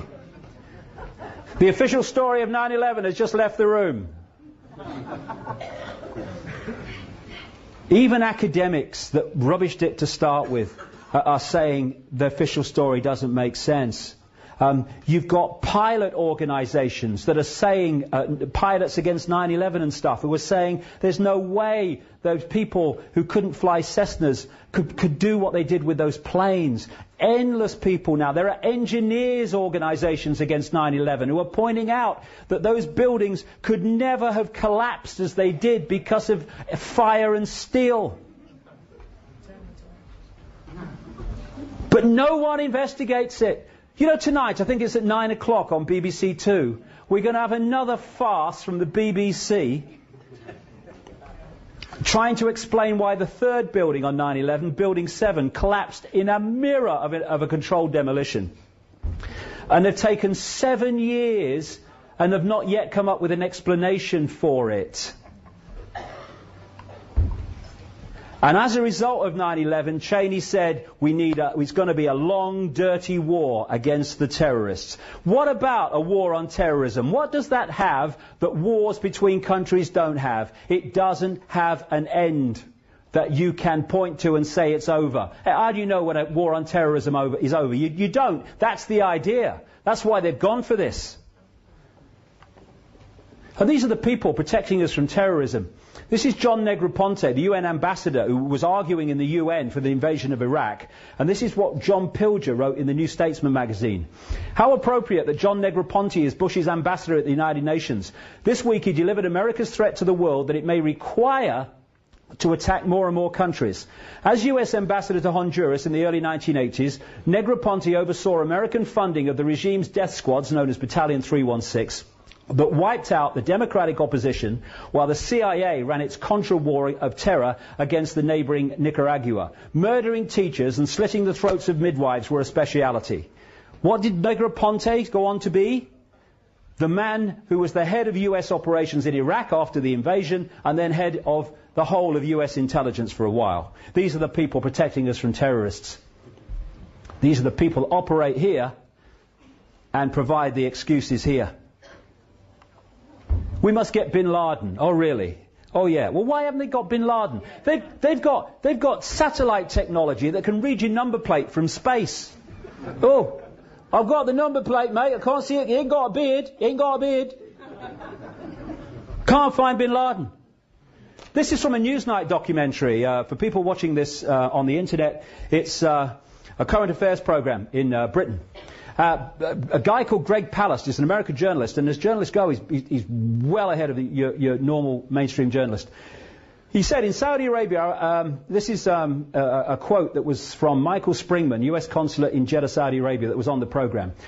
He was in that position when Father Bush was president. In Saudi Arabia, I was repeatedly ordered by high-level State Department officials to issue visas to unqualified applicants. These were essentially people who had no ties either to Saudi Arabia or to their own country. I complained bitterly at the time there. I returned to the US, I complained to the State Department here, to the General Accounting Office, to the Bureau of Diplomatic Security, and to the Inspector General's office. I was met with silence. What I was protesting was, in reality, an effort to bring recruits rounded up by Osama bin Laden to the US for terrorist training by the CIA. They would then be returned to Afghanistan to fight against the then Soviets, which I mentioned earlier. And this is Palast on the same document or the same report on the program. I received a phone call from a high-placed member of a US intelligence agency. He tells me that while there's always been constraints on investigating Saudis, under George Bush it's gotten much worse. After the elections, the agencies were told to back off investigating the Bin Ladens and Saudi royals, and that angered agents. Why? Because the Bush family were connected into the Bin Laden family in ways I describe in my books, and it was one of those to create the war on terror. This is the late Robin Cook, just before he died. Throughout the night, he was one time Foreign Secretary in Britain. Throughout the 1980s, Bin Laden was armed by the CIA and funded by the Saudis to wage jihad against the Russian occupation of Afghanistan. Al-Qaeda, literally the database, was originally the computer file of the thousands of mujahideen who were recruited and trained with the help of the CIA to defeat the Russians. As I said earlier, in other words, they were creating the terrorists to frighten the people with, to justify the introduction of the Big Brother state. David Davis, Shami Chakrabarti of Liberty, wake the hell up! Because they don't want to know about this.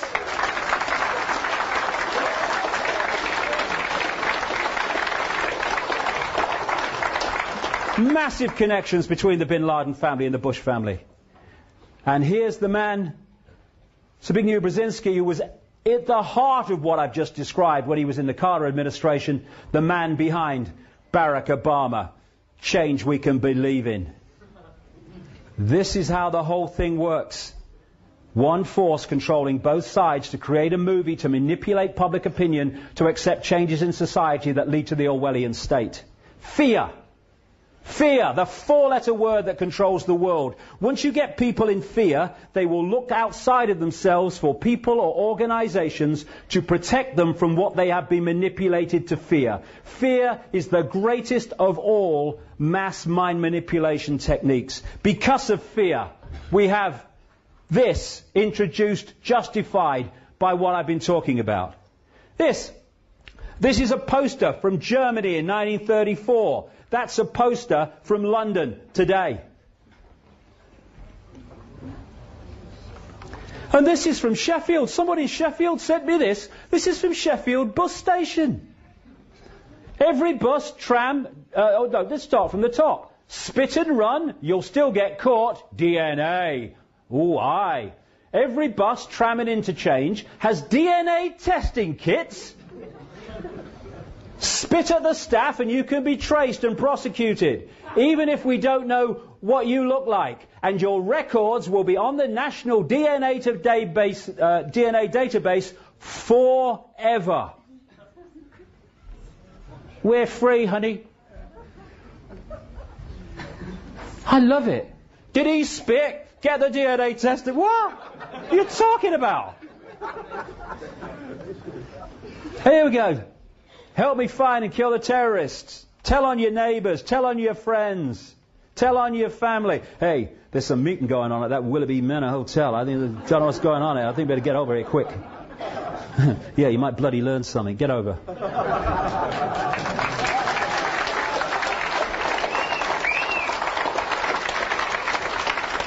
I promise never to question authority. I promise never to bring up my rights. Stop asking questions. They'll all want to do it. Quiet. Shut up. But you can have free speech. There you go. No problem. Free speech zones. What's that about? Free speech zones. You cannot say what you want here, but you can say it there. I've got a uniform on, so I've got a brain. The internet is fantastic for spreading information, but they're trying to edit that and censor that, as I say, because that's a bad side of the internet for them. But the internet's magnificent if you want to track people and track what they're doing and stuff. This is being justified in the same way. And this is Hitler. I was going to say this earlier, but it's come later. Adolf Hitler proposing the reasons the Gestapo had to be created. An evil exists that threatens every man and woman and child of this great nation. We must take steps to ensure our domestic security and protect our homeland. I think I've heard that somewhere before. Michael Chertoff, head of Homeland Security in America. And now we have a Homeland Security. Homeland Security has suddenly become a name of departments and shadow departments. It's Homeland Security. So like I say, that's what it is. Okay. The Big Brother by-election. I do go on, and I probably will a bit longer now. Quite a bit longer yet, actually. There is... Now, you see, when you're going to control debate, and I want to say this, because, you know, I want to keep this within the bounds, not exaggerate and make wild bloody claims that haven't been investigated. I'm not saying in this little bit that I'm going to talk about now with relation to this by-election that David Davis and Shami Chakrabarti, the head of Liberty, a bit like the Civil Liberties Union in America, I'm not saying they are in full awareness of what I'm going to talk about now. They might be. I have no evidence that they are. I've only been investigating this since I started to realize this election was not what it appeared to be. And I'm not saying that they know. But, you see, the thing is that there's different ways of putting people into places that suit you. If you've got someone of a certain mentality and you put them in a certain place, then you don't have to manipulate them because that mentality is going to play that out the way you want it anyway. They haven't got a clue that actually they're being manipulated. But I don't know. It may be one way, it may be another. But what you get from these two, who have become the twin pillars of anti-Big Brother within the establishment, if you pick up any newspaper or turn on any television news bulletin now that involves a Big Brother type story, they will quote this lady, or because of this election, they will quote David Davis. who's now become the Mr. Anti-Big Brother.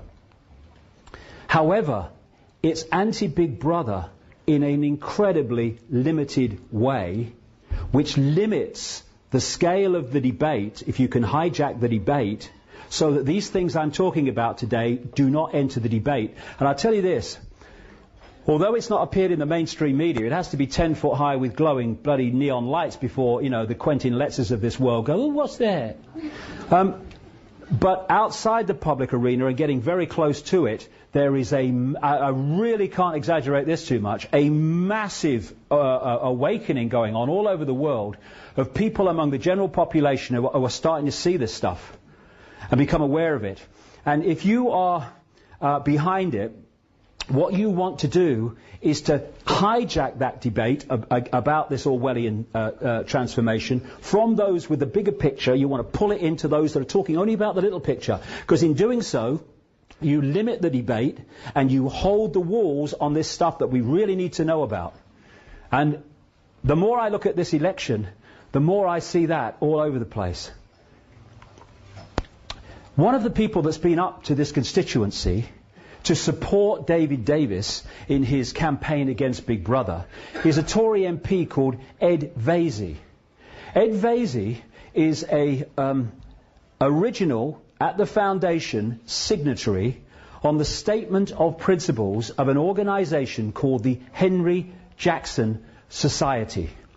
Henry Scoop Jackson, as he was called, was an American Democratic senator who had a view of the world that mirrored that of the neocons in the Bush administration that I've been talking about.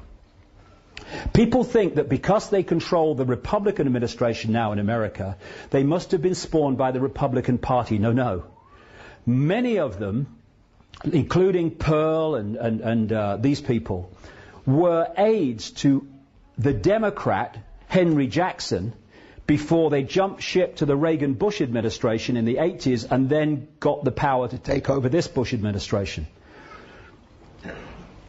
So Henry Jackson represents everything the neocons stand for, which is, as the Henry Jackson Society talks about, if necessary, taking military action to impose democracy on countries that they say are undemocratic, and for what that means, see the invasion of Iraq.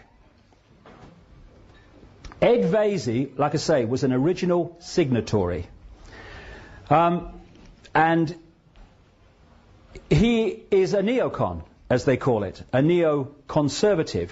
Now, what is a neoconservative connected to the Henry Jackson Society, which, as we'll see in a second, fundamentally connects into the Project for the New American Century in America and the American Enterprise Institute, which is the sister organization? What is he doing suddenly opposing Big Brother when his network had created the problem which is justifying Big Brother? These are the international patrons of the Henry Jackson Society.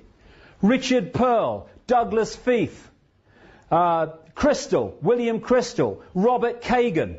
Crystal and Kagan were the co-founders of the Project for the New American Century that produced that document which has played out ever since in death and slaughter and conquest, which has justified the introduction of the Big Brother state. They are involved fundamentally with the Henry Jackson Society, and Ed Vaizey comes up to support David Davis against Big Brother. I think there's more to know here. Also in the Henry Jackson Society, James Woolsey, Project for the New American Century, Director of the CIA. Sir Richard Dearlove, head of MI6 across the period of the invasion of Afghanistan and Iraq. And this guy, Erwin Stelzer, head of the Rothschild Bank at one time, scholar at the American Enterprise Institute, and now with another neocon offshoot called the Hudson Institute. And David Davis has been paid by both the Hudson Institute and the American Enterprise Institute to speak at their events.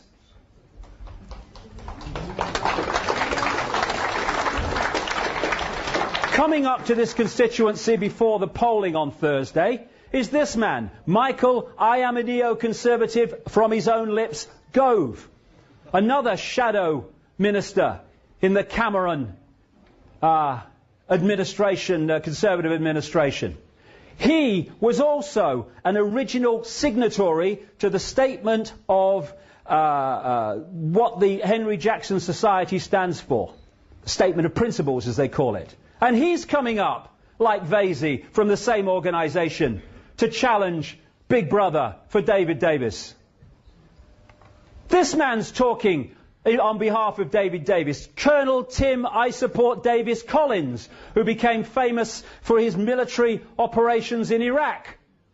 Guess what Colonel Tim I Support David Davis Collins put his name to? He was an original signatory to the Statement of Principles of the Henry Jackson Society, which connects into the Project for the New American Century and the American Enterprise Institute in America that orchestrated the invasion of Iraq and the war on terror, which is being used to justify the Big Brother state. Patrick Mercer, Tory MP, been in this constituency supporting David Davis against Big Brother. He is a consultant for Blue Hackle, which is one of these private army security organisations which connects with others to create connections of private armies that are being paid by government to operate in places like Iraq. He's went on a fact-finding mission to Iraq, paid for by an organisation called HEART, that produces and uses the very Big Brother technology that David Davis is saying we've got to stop. He was paid, this is this guy, he was paid with his expenses and his flights and his hotels and everything to go on a fact-finding trip to Pakistan and Afghanistan by this security organisation called the Saladin Group. And this is from Saladin's website. This is what they do, just part of it. Saladin can provide surveillance services to organisations and individuals in order to gain evidence during an investigation. Saladin's staff may have many years of experience in covertly following surveillance subjects to obtain information on their movements, activities and contacts. This includes both mobile surveillance in vehicles and static surveillance in a fixed position. Patrick Mercer, connected to these organisations, was in this constituency a few days ago to support a challenge to Big Brother. And the Freedom site set up by David Davis wasn't set up by David Davis at all. It was just his address suddenly appeared on it.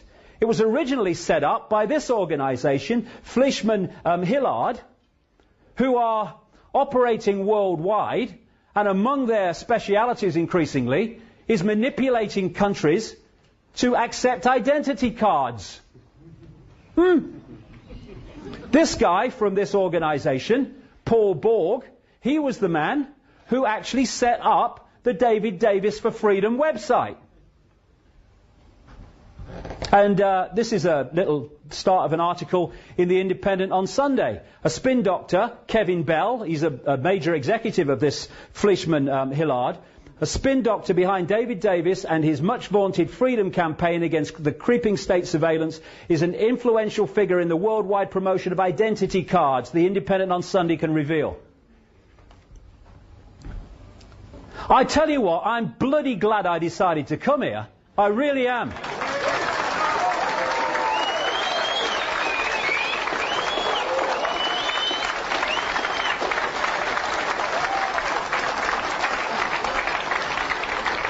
And so what we have is now a twin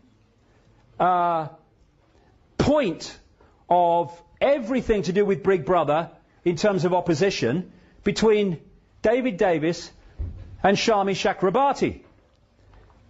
Shami Chakrabarti was a Home Office barrister from 1996 until September the 10th, 2001, the day before 9/11, when she became head of Liberty. She's an alumna of the British America Project, described as a junior Bilderberg, which was created to promote British-American relations and is sponsored by Monsanto and a stream of American corporations. She is a governor of the Ditchley Foundation, which you'll find in this book from 15 years ago. And it is connected into the Bilderbergs and that network we saw earlier. And that was created to promote British-America relations. Now, I'm not saying she's knowingly manipulating. I don't know that. I'm not saying it's not true. I'm not saying it is true. I don't know that.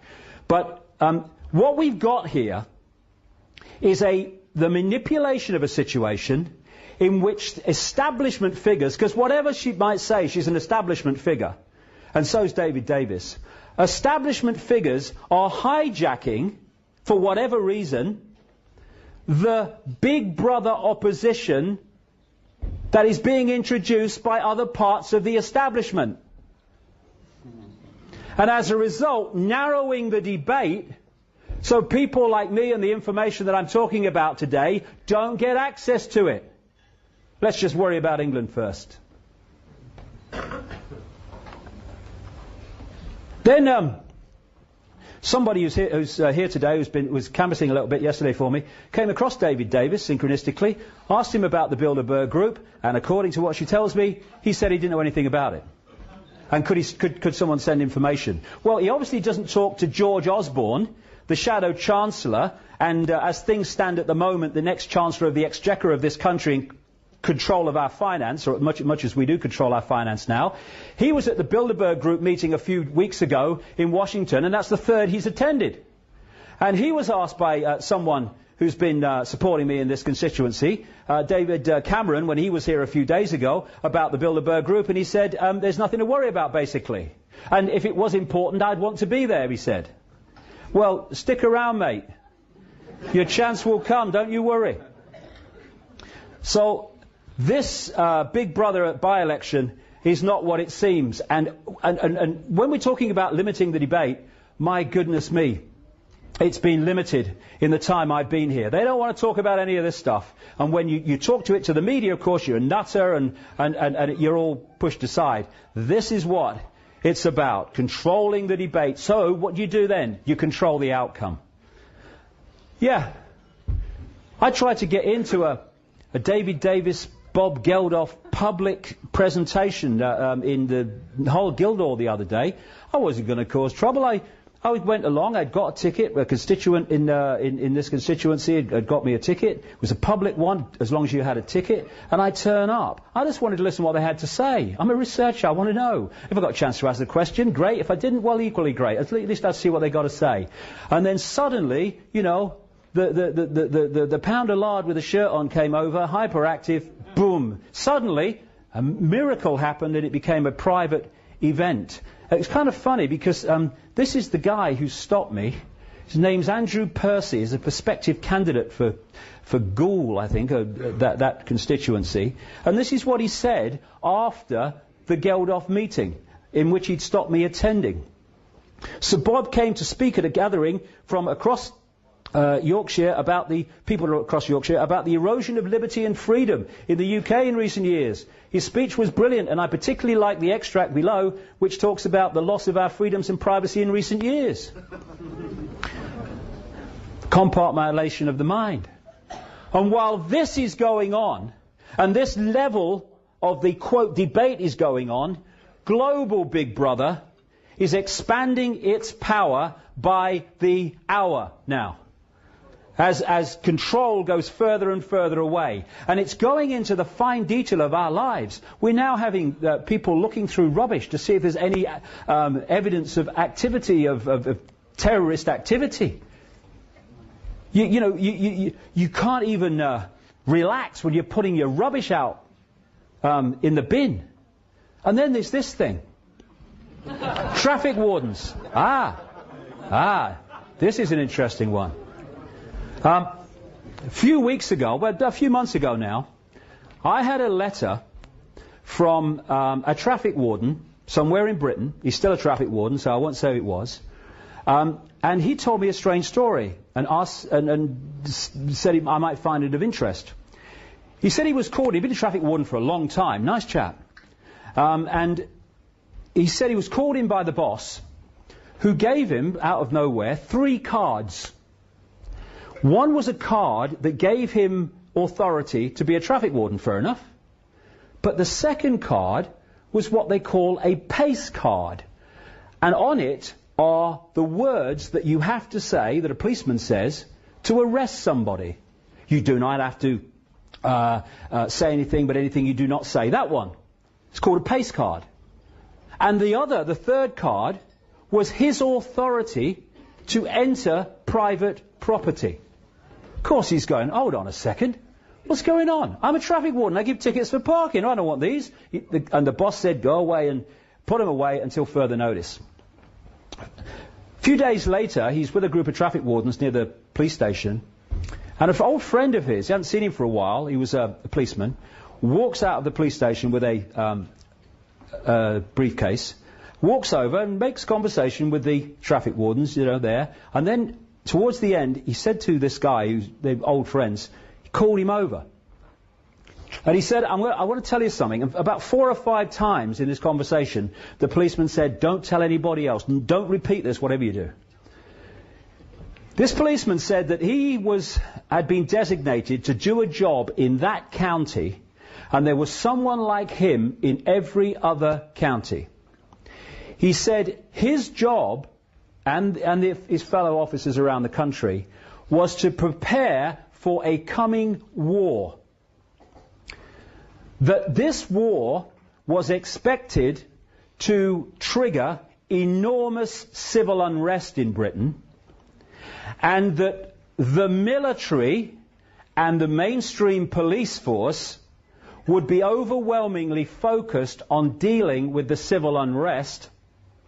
Therefore, people like traffic wardens, private security firms, and CCTV operators, etc., were going to be brought forward to do the jobs that the mainstream police force were currently doing, but would be tied up with over this civil unrest. He said, that's why you have been given these cards. A few days after this letter arrived, and I talked to him, and he sent me the cards, and I saw them and sent them back so he wouldn't get found out, I picked up the newspaper to see that traffic wardens were being redesignated civil enforcement officers and being given greater powers. This is the world we're looking at, and these things that come out of nowhere, where did that come from, are manipulated and manipulated behind the scenes until they come to the surface in apparently out of nowhere, not out of nowhere at all. So, the elephant in the living room is there when you connect the dots. It ain't there when you don't. So they don't want the dots connecting. And this is what it's about. You know why it's gone into the fine detail of our lives, and you can't put, things in your car saying it's for sale. It's the same principle, because this is a mind game in the end. It's a mind game. If you can control people's mind and perception, you control their actions. It's a mind game. Everything's up here.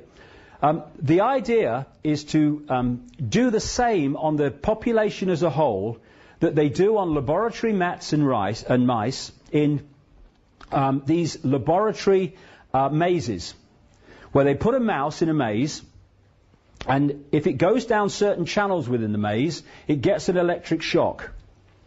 After it's been shocked a few times, you can take the electronic equipment away, and that mouse will still not go down that channel.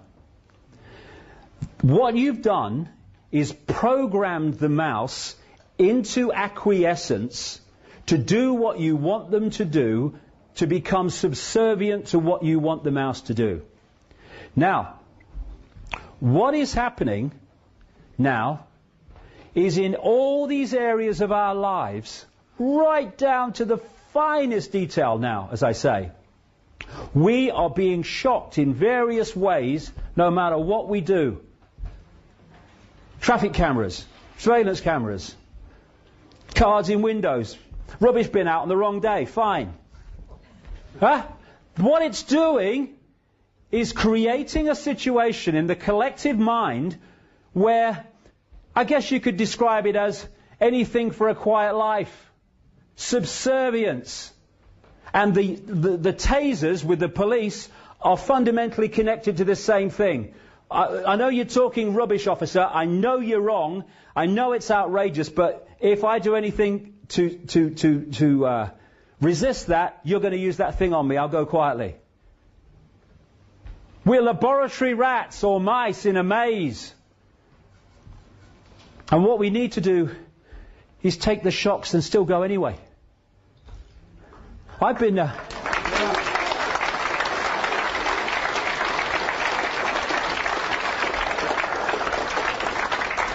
I've spent 20 years being ridiculed, being abused, being misrepresented, being made fun of, being laughed at in the street, having my kids laughed at school. I'm still fricking here.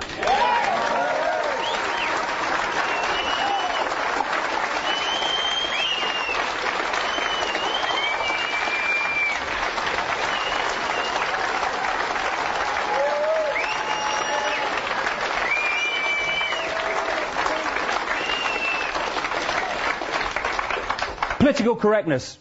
In Orwell's 1984 book, he had a thing called Newspeak. You know, and he said, you know, when you at this level of reality, there are many other levels of reality. We won't go there today, though I do. But at this level of reality, we think in words.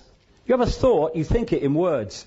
When you reduce the language available through political correctness, and now this you are speak in text language and stuff.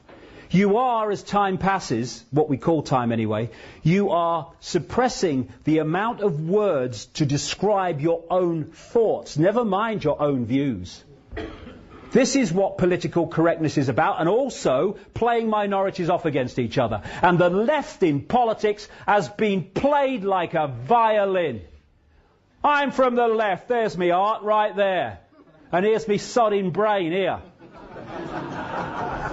There are a lot of genuine people on the left, what they call on the left. It's all a load of crap anyway, right, left. It's all part of the same scam. Doesn't matter. You know, you go far enough right, you meet yourself on the left coming back. The same bloody thing.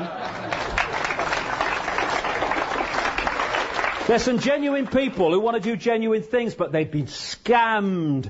And one of the scams is supporting political correctness. You can't upset somebody. Well, maybe they deserve to be upset. I'm upset that I can't have my view. Okay, that's not political correct.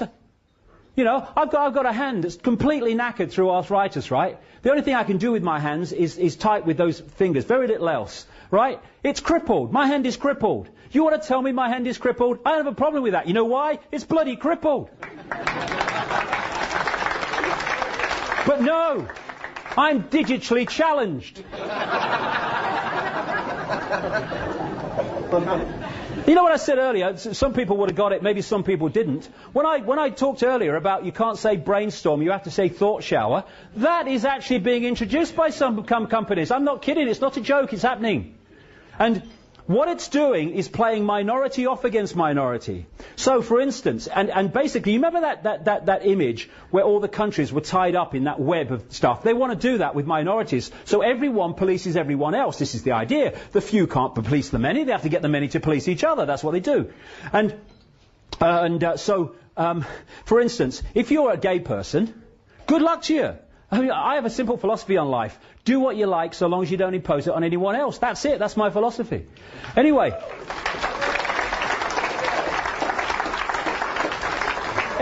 what a gay person can say, that's not political correct, I'm taking you to a human rights tribunal for saying this about me, but then he can't say something about a black person, or he can't say something about a Jewish person, or he can't say something about an Islamic person, and the black person can't say something about an Islamic person, and so it goes on, where everyone is policing everyone else. In Canada, they've got a massive human rights scam going on, and this one of them is gay, a gay organisation took these people on, the Human Rights Commission over political correctness, and now a woman is taking the gay people to the same Human Rights Commission, or a Human Rights Commission, because they won't let women into their gay club. You know, I mean, this is how it works, right? This is what I'm talking about. It's nothing to do with freedom, it's to do with control. And by the way, You know that guy, Sir Trevor Phillips, is it? No, not Sir Trevor Phillips. It's Trevor Phillips, CBE or MBE or something, right? He's head of the Human Rights and Racial Discrimination Organisation that the government runs, right? Well, I wrote to him because I came across this thing, and it said, if you have any evidence of racial discrimination, right, write to the Racial Equality Commission. It's called something else now. Bigger chair, more money, same thing. And if you want to report evidence or cases of racial discrimination, and we'll investigate, right? So I write to him and I say two things. First of all, I'm reporting the British royal family as the most racist institution on the planet, because not only do you have to be white, in effect, you have to come from one bloodline, and you have to follow, at least officially, one religion. I want this investigated. And I said to Trevor Phillips, oh, by the way, why are you, as head of Against Racial Equality, why did you accept an honour from the Queen? It was an MBE or CBE or something, from the most racist institution in the world. And I got this bullshit letter back from a lawyer, completely avoiding the whole question, because, of course, they had nowhere to go. And the bottom line was, we don't choose to investigate this. Thank you very much. I love this one. That's a politically correct sign. It's perfect. There you go. And I look at the bottom, if you can't read it at the back, at the bottom in small letters it says, also, the bridge is out ahead. That's where we're going. Now, I've got to get this one. Now, you know, the theme of money. What's that got to do with Big Brother? What's that got to do with Big Brother? It's nothing to do with Big Brother. You know, there's no surveillance cameras on the pound. What's going on? David Davison talked about it. This is one of the greatest aspects of Big Brother. Let's just analyse what is Big Brother. It's control by the very few of the rest. Now, what's the greatest form of control on this planet? Money. And you ask the question.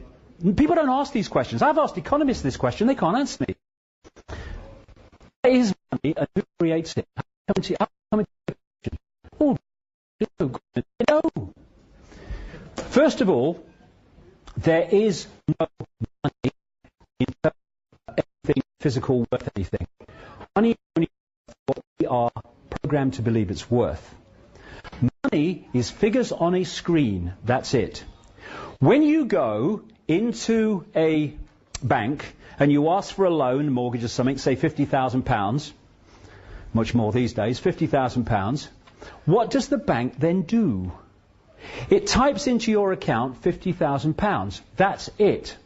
It doesn't print any money, doesn't mint any coins, it doesn't move any precious metal a single sodding inch. It just types into your account £50,000. From that moment, you are paying interest on £50,000 that has never, does not, and will never exist. And to get that non-existent £50,000, you have to sign over wealth that does exist. Your house, your car, your business, your land. And if you don't pay back through circumstances none of your creation, not just the principal, but the interest on the loan, then they get your land and wealth that does exist and your house because you've not paid back money that doesn't exist. That is how the money system works. Because of this, the same force that I've been talking about has controlled the banking system, the pyramid within pyramid, and they've controlled the political system, and therefore laws have been passed. The fractional reserve lending is one name for them, that allows banks to lend at least, and it is at least when you follow the trail, 10 times what it has on deposit. So every time you put £1 in a bank, it can lend 10 it doesn't have to someone else. And once it's given you the £50,000, you then might go and put that £50,000 in another bank. The other bank now has the right to lend 10 times the £50,000 you've just got from this bank. And this is how it all works. Now, what's the difference between an economic boom, prosperity and all the rest of it, and a credit crunch depression, economic depression. One thing and one thing alone, effectively. The amount of money in circulation at any time. Who controls that? The private banking cartel on their decisions on how many loans to make, called credit, which theoretically puts buying exchange rate, means of exchange into circulation. The more they loan money, the more money is circulating, the more money there is to buy things, the more things need making, everything starts to expand. People tend to get in more debt when they are in a boom because they're confident, they've got lots of orders at the company, the job's strong, so we'll have 2 holidays, we'll have a bigger house, we'll have another car or a bigger car. That, in the banking system, and this scam's been played for centuries, and what economic correspondents earning a ridiculous amount of money, whatever they pay them, it's too much, they call this the economic cycle, as if it's some natural phenomenon. What happens is, fishing rod out. The banking cartel keeps interest rates low, enticing more people in, makes loads of loans, reduces the criteria by which they will give a loan, lots of money in circulation, people in more debt. And here's the point. You know when you go for a loan of £50,000, the bank creates, at least in theory on your computer screen, £50,000. That's it. But you're not paying back £50,000, you're paying back £50,000 plus interest. The interest on the £50,000 has not been created, it never is. Therefore, by design, there is never ever enough money in circulation to pay back all the principal and interest on the loans outstanding. Bankruptcy, losing your home, is built in on purpose.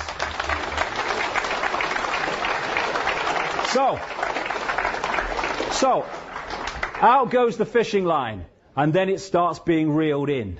They create an excuse for a credit crunch or a problem, and so what do the banks do? Coordinated through this system of pyramids within pyramids, they start taking money out of circulation. They raise the criteria for giving loans out, which they are now. They raise interest rates, or whatever they need to do to take money out of circulation. Now, as they take money out of circulation, there's even less circulating to pay back all the debt that was created when they put loads of money out there, so people start in massive amounts losing their homes, their jobs, their businesses, their land, their possessions. And so we move over to the depression, the downturn, the recession. And they then start trawling from the people the wealth that does exist, because there's not enough money in circulation, nothing to do with them, they can't pay the non-existent money back. And this economic cycle has been played for centuries, and it has sucked out of the people the real wealth into the hands of the few. And that is such a fundamental part of Big Brother, because it's a fundamental part of human control. Are you listening, David Bloody Davis?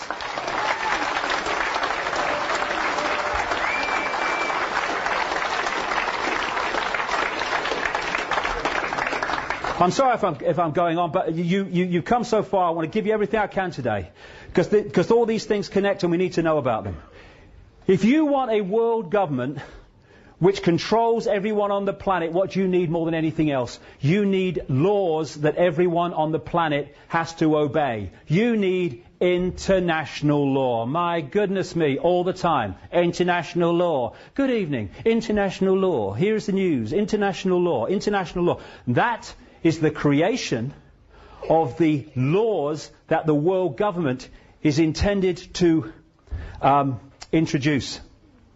Because international law will be how that controls the lives of everyone. And if you go against international law, that's why the World Army is there to intervene. International law. International law. Global warming. The carbon con. This is a cracker. This is a cracker. You won't hear David Davis and Shami Chakramarty talk about this. In fact, you'll hear them talk about the opposite. I talked earlier about this network, And one of that network is called the Club of Rome, set up in 1968. People like Henry Kissinger, by the way, Henry Kissinger, massively part of this over the decades. He's involved in all of them. And he's involved in the Club of Rome, and it connects into the Rockefellers and all the people I've been talking about. And its job has been to manipulate the environmental movement. In 1991, its founder, the founder of the Club of Rome, Pecci, was quoted as saying in a Club of Rome document, as saying that when they were looking at how to, in effect, do this manipulation, he said, in searching for a new enemy to unite us, we came up with the idea that pollution, the threat of global warming, water shortages, famine and the like would fit the bill. Here's another member of the Club of Rome.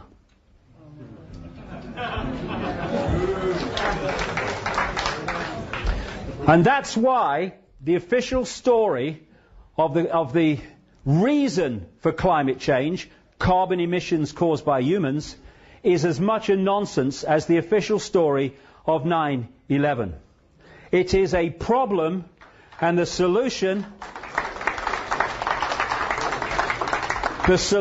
is international law, more and more taxation to save the planet, more and more imposition of the big brother state to save the planet. Now, I'm not saying that pollution's a good thing. Not saying that. But if we're going to get streetwise, we need to understand that it's not causing climate change. Well, I mean, having researched this for nearly 20 years, there's a little thing you start to learn about this guy, Al Gore. If he's involved, it's a scam. End of story, by the way. End of story, by the way. It's a scam. And of course, for his Inconvenient Truth documentary, let's just redesignate what documentary means on that criteria. He was given the Nobel Peace Prize and the Oscar. Why? Because this network controls that. They don't control every Oscar and all the rest of it, but if they need someone to get one, they can make sure they get one. Same with the Nobel Peace Prize. Kissinger won the Nobel Peace Prize. Bloody war criminal. They're giving it to Blair next. Yeah, Blair. So, what we've got as a result of all this manipulation, Al Gore, is, you know if it's a scam as well, because Madonna's on the stage singing about it, right? This is the Global Warming Survival Handbook, going with the Live Earth concerts, orchestrated by Al Gore. David de Rothschild wrote that. Very good. I'm sure they care about the planet, as they're lending us money that doesn't exist and trawling the wealth as a result of us not paying it. Now, there's a thing they say about computers. Crap in, crap out, right? If you put garbage into a computer, you get garbage out. That's how the computer models came up with global warming. International law is where it's leading, and this is the cause of global warming. Stands back in amazement. You mean the sun has an effect on Earth temperature? Are you kidding? What happens is the sun goes in cycles. It generates what are called sunspots, which are massive explosions of energy powered out into the solar system, which comes to the Earth eventually as solar radiation. Some of these explosions, called sunspots, are as big as the Earth and even as big as Jupiter. When it is exploding energy, the temperature goes up. This is what these sunspots are. You can see them here. I think they might have a bearing on temperature. I think so. This is the recent sunspot cycle coming round, or all the rest of it. And of course, there are cycles where you have a sunspot cycle going round at this level of temperature, and then you have a cycle going round at this level of temperature. So that as the cycles go round, it's hotter or cooler in the different cycles as we pass through what we call time. Now, other planets in the solar system have been warming up. I don't know whether you've seen them factories on Mars. Them bloody Martians and them 4x4s, it's bloody outrageous. Now, what is the common denominator of these other planets and the Earth? Can't work it out. Must be the sun. Now, this is the great one. The temperature's higher than it's ever been since records began. When did they begin?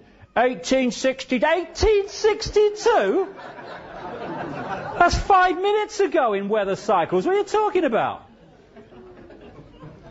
Back about 800 years ago, they had the medieval warm period. This is mainstream science. This is not me coming up with alternative stuff. The medieval warm period, the temperature was higher than it is now. Okay? What caused the temperature to be higher in the medieval warm period than it is now? Could it have been turbocharged handcarts? What do you reckon? Could be. Flatulent horses, maybe. I can just see a medieval weather forecaster arriving in the village. Dobbin's got the wind, I think we're in for hot summer.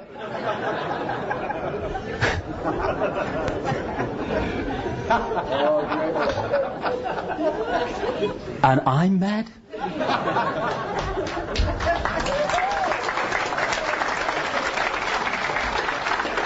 After the medieval warm period, and of course, if they took back the temperatures to then global warming looks very different now. But what they do is they take it back to a period called the Little Ice Age, when the temperature dropped to the point where the Thames froze over, and they used to have ice fairs on the Thames. You can still see depictions of it in Christmas cards and stuff. It just so happens that during the medieval warm period, there was a period of increased solar radiation, and during the Little Ice Age, there was a decrease in solar radiation. So, if you follow the red, which is the Earth temperature, and the green is sunspot activity, I think there might be some connection there myself. Let's come forward. Again, the green is sunspot activity, the red is Earth temperature. Up to 1940, it was rising as we came out of the Little Ice Age. After the war, this period included, when there was a massive increase in industrialization, and therefore carbon emissions, temperatures fell from 1940 to 1975 to such an extent that the BBC were running documentaries about the dangers of the coming Ice Age. Yeah, remember that. From 75, it started to climb as sunspot activity climbed. This is a scientist, I saw his presentation a few weeks ago, called Peter Taylor. Now this man is the oil companies are paying him scientist. He's a former advisor on pollution and energy policy to national governments, the EU and the UN, and he was a lead advocate for Greenpeace. He was the man who broke the story through a Yorkshire television documentary years ago, when Yorkshire television did some really good documentaries, about the cancer clusters around what was called Windscale, now Sellafield, and the connection between the two. This is what Peter Taylor, an Greenpeace advocate at one time, says about global warming. Behind the scenes, there is major disagreement among scientists. I know that. People at the cutting edge of their discipline are saying it's a nonsense. It doesn't stand up. They don't get the platform that the song sheet scientists get. Parallel to carbon dioxide rising, the solar field has increased by over 200% since 1900, and this is not factored into computer models. Global temperature is not rising as predicted. In fact, it fell by a whopping 0.6 degrees over the last 12 months, as much as it had gained in the previous 50 years. Many of the apparently random fluctuations of past temperature, like when Vikings grew crops in Greenland, correlate to variations of the solar electric field. Between 1983 and 2001, cloud cover, according to International Satellite Cloud Climatology Project, fell by 4% more than enough to heat oceans and account for global warming. A spate of recent science shows that temperature oscillations are timed by solar cycles, that the jet stream is affected by the solar wind, and that past high and low points in the solar cycle correlate with past temperature swings. And as a result of that, because we're being lied to systematically, and the Quentin Letts is saying, it must be true because they're saying it, we are being scammed for vast changes in our society of a big brother nature on another massive global lie. Temperature's been falling recently. So much so that this was a headline in the Daily Mail recently. Global warming could stop naturally for 10 years, say scientists. And you know what they said? Oh, we've still got to justify global warming. It said in the same piece, they said, oh, but imagine how hot it's going to be when it starts again. All right, okay. International law, that's what it's about. I'm coming to an end now, but let's look at why this is possible, because this is where we come in. It's what I call the prison with the barbars. It's a prison because we act like bloody sheep.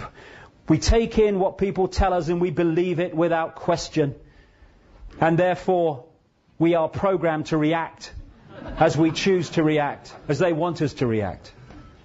We're not choosing to react, we're reacting. This guy, some great quotes from this guy, H.L. Mencken. The men the American people admire most extravagantly are the greatest liars. The men they detest most violently are those who try to tell them the truth. Because people don't want to hear the truth. People don't want to hear the truth because the truth means we are responsible and therefore we have the power to change what we don't like. People don't want to feel they're responsible. They want someone else to blame so they can sit on their arse and watch EastEnders.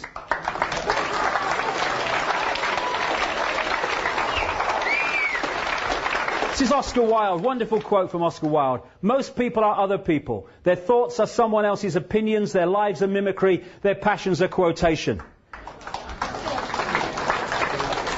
In short, we are a world of repeaters, where people just repeat what someone else has said as if it's the truth without even checking it out. And no one should accept what I say here today without checking it out themselves, as they can. We have teacher repeaters. What do teachers do? They go through an education system that tells them what to think. If they repeat back on exam papers what the system has told them to believe, they progress and become teachers. They go to teacher training college. They learn more and they pass exams at teacher training college and they get told how to teach and what to teach. And then they go into schools and they tell the children of the next generation what the previous generation told them. And so it goes on. Repeaters. We call it education. We have doctor repeaters, repeating what the drug reps are telling them they should pop us down our throats because it's good for profits. I went to...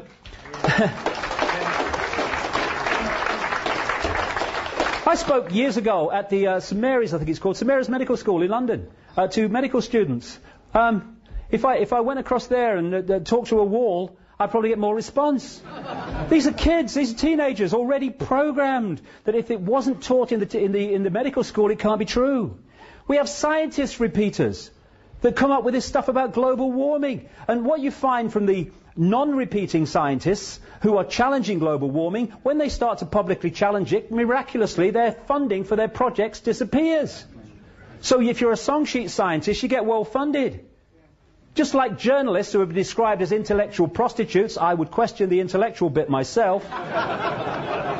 So are most scientists, prostituting their outcome in line with the income in terms of the brown paper package and stuff. Repeater journalists. Anyone that's outside the bubble they're repeating is a nutter. To be dismissed. Repeater politicians. I love this line. Been bent over so long they think it's standing up. If we had politicians who stood by their their conscience, who answered to their conscience only and not to career massaging, yes sir, no sir, I'll vote this way even though I don't agree with it because it's good for my career politicians, then we'd have a decent parliament that represented the people. As it is, all you have to do in a political party is control the tiny few at the top, the Camerons, the Blairs, and the little few people around them. They dictate the policy, and then the other mass in the pyramid in the political party, the Tory politicians, the Republicans, the Democrats, the Labour politicians, they just trot through, yes, okay, I'll vote for it. All they have to do is decide the policy, and the policy's in overwhelmingly. This is how it works. And while this is going on, Big Brother unfolds so fast. As Mencken said, the most dangerous man to any government is the man who is able to think things out for himself. Almost inevitably, he comes to the conclusion that the government he lives under is dishonest, insane, and intolerable. And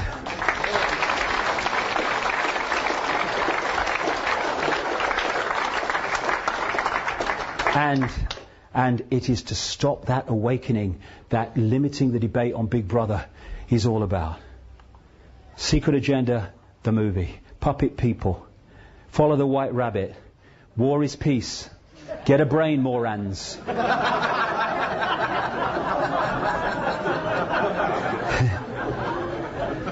And then you can persuade people that war is peace, freedom is slavery, and ignorance is strength. And you can justify this as fighting for peace. You can say that this is bringing freedom to a people from a tyranny. No problem. Collateral damage, it says so here. But you don't want to see that. Shut up! Watch this! Watch this! Hey, quick, honey! She's going for the car! Liberated. Liberated. Liberated. Liberated. Hey, I think it's terrible that Janet Jackson, she showed her breast at the Super Bowl. I'm morally outraged. I wonder what should really morally outrage us. But we compartmentalise our minds, as so many people do, where they can't see the contradiction between worrying about someone's breast on television and some kid getting blown apart. The two sides never talk to each other, so they can't see the contradiction. Open minds. They talk to each other so they can see the contradictions. As Gandhi said, what difference does it make to the dead, the orphans and the homeless, whether the mad destruction is wrought under the name of totalitarianism or the holy name of liberty and democracy? Still the same. This, depleted uranium babies in Iraq, depleted uranium all over Iraq from the weapons dropped on Iraq, and that's what it's doing to children. But you don't want to see that. Hey, honey, quick! It's the Jerry Springer show, and he's going to hit his girlfriend. Shut up! Watch this. Go about your business. Everything's fine. It's a mad world. Yes, it is. They want to turn us into robots, and they're doing so. And if anyone thinks that it's not possible, well, it is possible. It's been done before. They just want to do it on a mass scale. This is China today. Look at that. They are human beings. They could be free spirits. They could be all consciousness expressing itself in this reality. And look at them. Robots! And that's what they want us to be. Robots. With this acquiescence, this manipulation of the laboratory maze I was talking about, by constantly giving us reasons to be punished and to fear. And then, I'm coming to an end now, but again, this is part of Big Brother. This is really part of Big Brother. The human body is an electrochemical organism, and if you destabilize it electrically or chemically, you stop that organism working to full capacity. And part of that capacity is emotional and mental sharpness and balance and equilibrium. So the more you pour chemical and electromagnetic, electrical pollution and disruptions into the electrochemical organism, the more you stop that manifesting its true potential for sharp thought and balanced emotion. When you look at the graphs for the increase in the crap they put into food, chemical concoctions and cocktails, overwhelmingly, though certainly not always, aimed at children. And then you look at the graph of the increase in so-called childhood behavior problems, they go up like they're connected by a magnet. There is a war on our children because they're the generation they overwhelmingly have to suppress.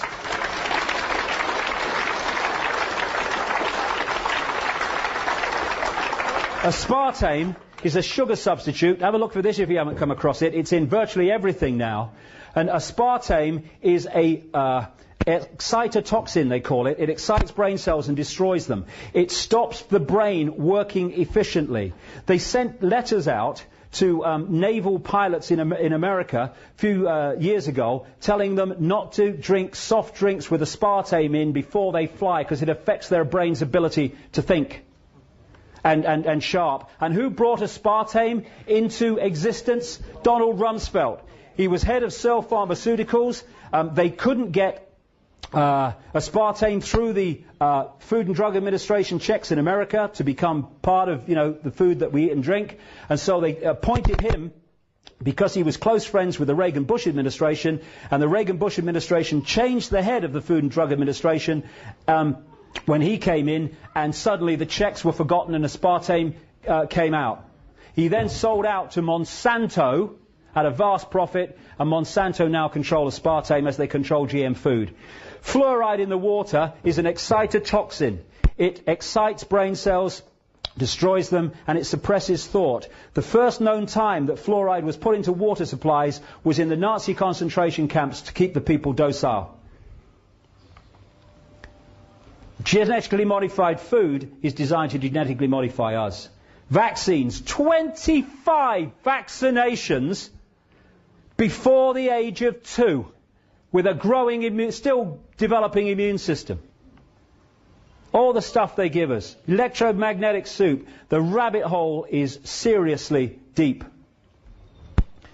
And this is so appropriate. This was said by a pastor after the Second World War, talking about Nazi Germany.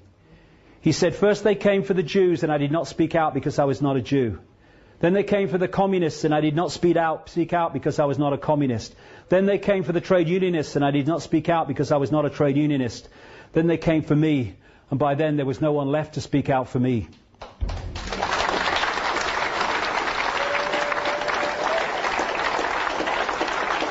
And what they're doing is picking off different sections of society, and the other sections are saying, well, it doesn't affect me, not my problem.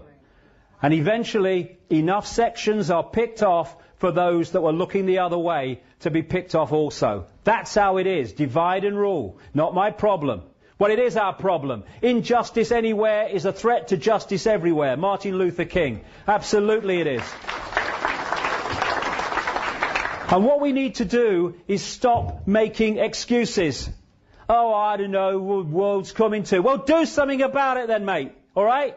You know, the power is with us. Take it on a basic level. What we need is a mass non-cooperation, non-violent process of non-cooperation with that which wishes to enslave us. When someone gets fined for putting a wheelie bin out, if thousands and thousands of people put the wheelie bin out the wrong day every week until the laws change, finished.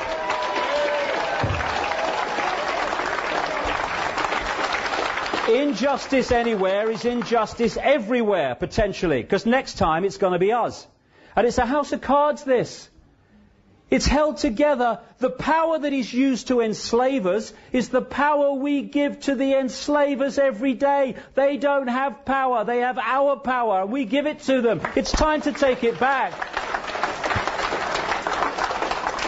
And by that, it means unity. So we might have a different religion or no religion.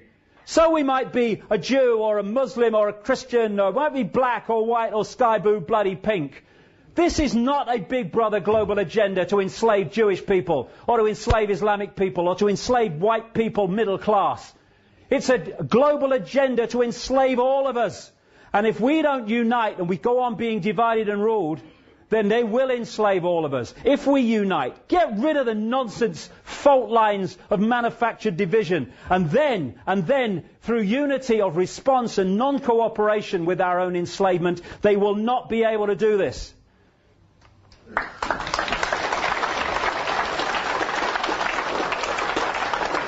The key is to free our minds. We see the world like this. We need to see oh God, look at it.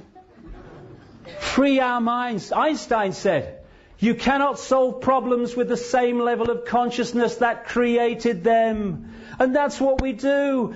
We have a political consciousness which comes in under a Labour name or a Republican name, and then they're replaced by the same political consciousness called Conservatives or Democrats. And nothing changes because the same level of consciousness that created the problem has come in to carry on creating the problems. We've got to go to another level of consciousness beyond this nonsense, beyond this playpen. As Gandhi said, you must be the change you want to see in the world. We are the world. What else has created the world that we are looking at? We have, or we've allowed it to be created on in our name. There is no path to peace. Peace is the path. We've got to stop fighting each other before we divided and ruled into total enslavement.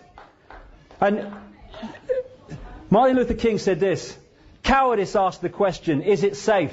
Expediency asks the question, is it politic? Vanity asks the question, is it popular? But conscience asks the question, is it right? And there comes a time when one must take a position that is neither safe nor politic nor popular, but one must take it because it is right. And we are there now.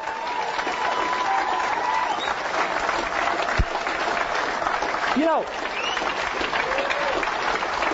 when someone said to me, what would change the world quicker than anyone else? I would say this, anything else, it would change overnight if we did this, because everything would come from it.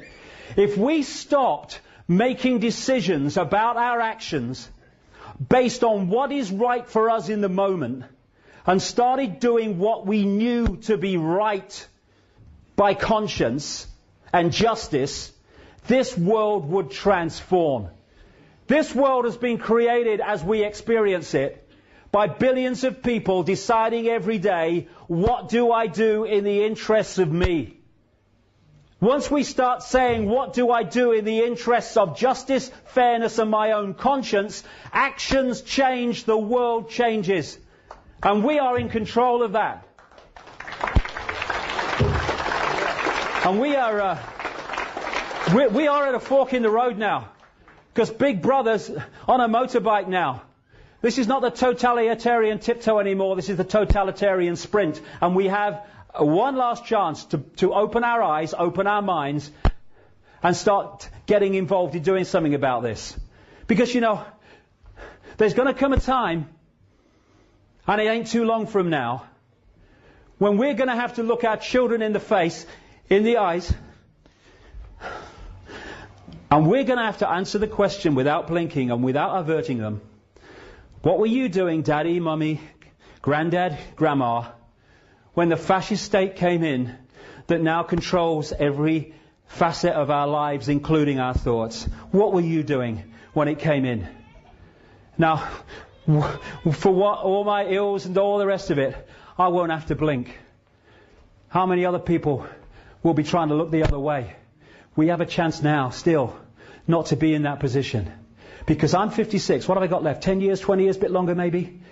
The young people today, the kids today, the grandkids today, they're going to have to live their entire life in what these mad men want to introduce and are in the process of doing so fast. We owe it to them, if not to ourselves, not to leave them the design that these people have been working towards for so long.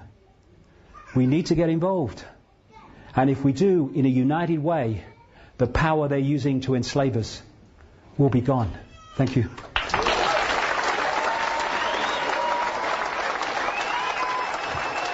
Thank you very much.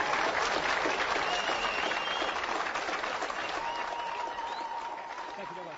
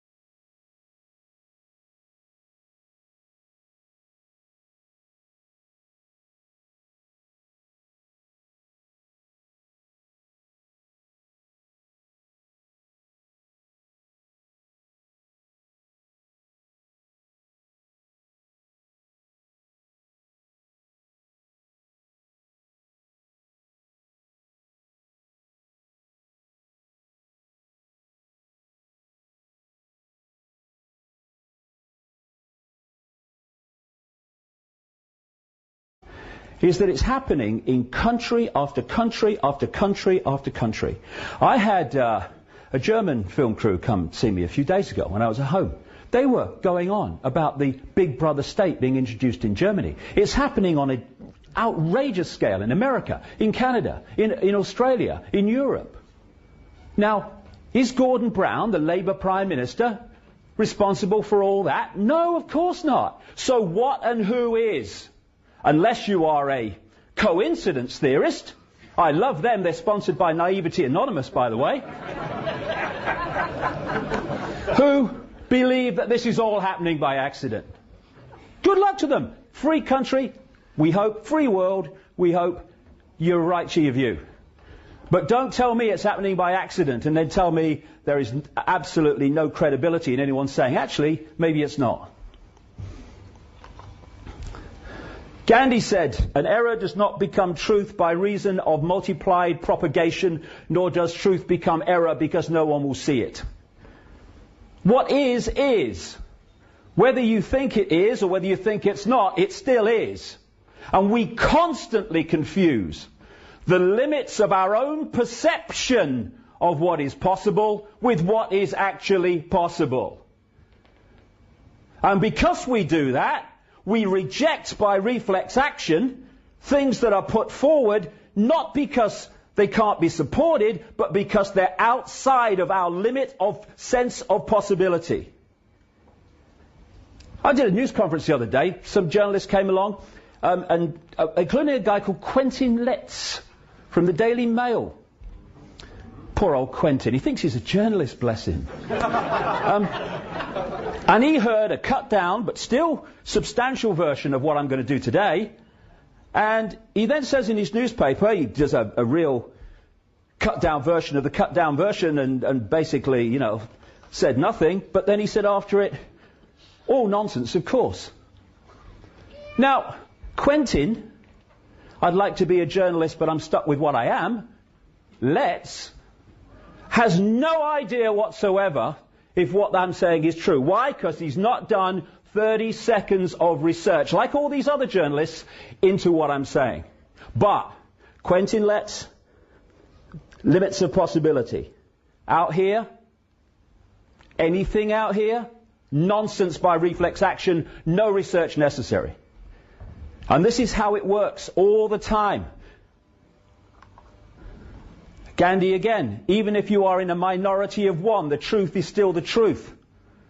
And I am no longer in a minority of one. Nothing like it.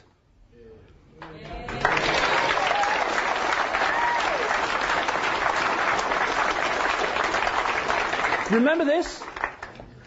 This is when, centuries ago, Quentin Letts and his ilk would have reported that anyone who said the earth was round was mad because it's nonsense, of course. Because, as everyone knows that. Going out on the internet for free in the next few days, and please send it everywhere you can so we can get this information out. And for people who watch this video around the world, just a quick bit of background.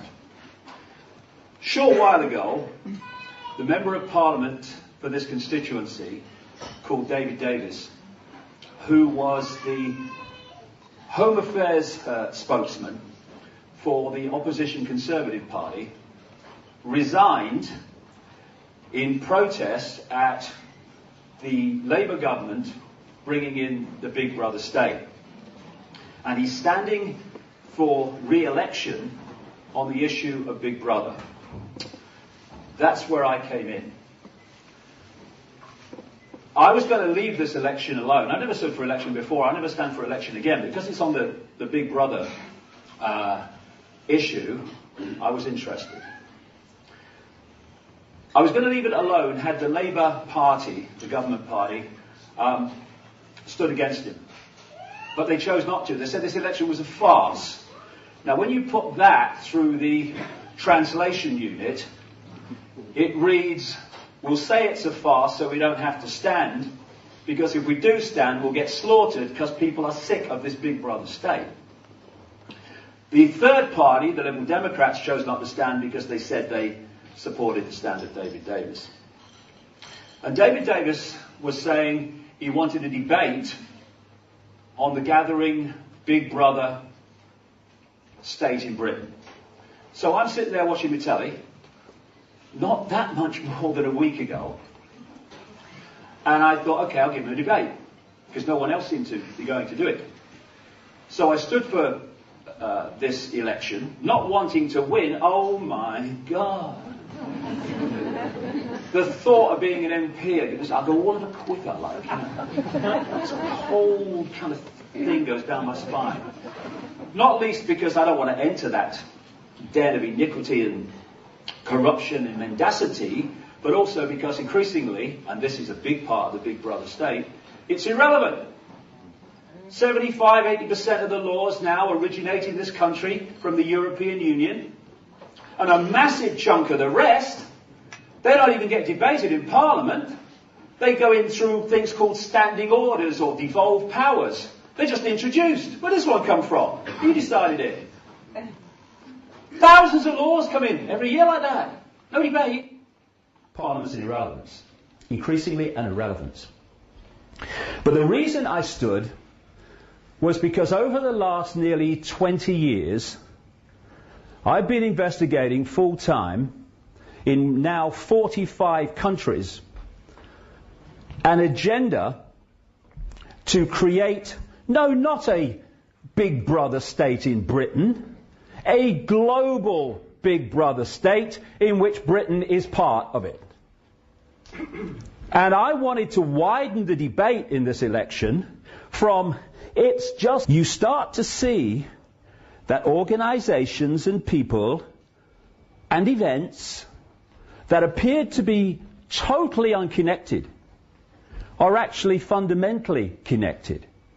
And you start to realize and you start to see a clearer and clearer picture of what Big Brother really is and why. You start to see the elephant in the living room.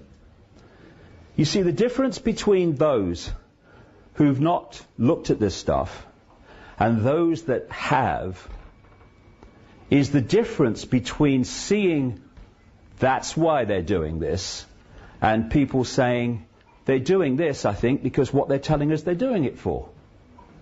Once you connect the dots, you start to see the white bits between the words where the real information is.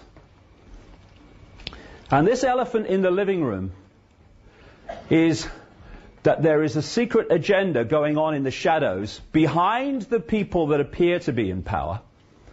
And this agenda, as I've been exposing, like I say, for nearly 2 decades, before anyone was talking about this stuff, that secret agenda is to create a global, centralized, fascist dictatorship, where they want to take the European Union and are doing it at a rate of knots at this time, take that structure globally, and that's what you have in terms of the structure they want. Now, to hide the agenda and to justify its introduction, we have the movie, as I call it. This is the version of events that we are given through the mainstream media and from politicians and stuff, most of whom, the vast majority of whom, haven't got a clue what they're actually reporting. They just read autocue or take a government statement and regurgitate it and call it news and journalism.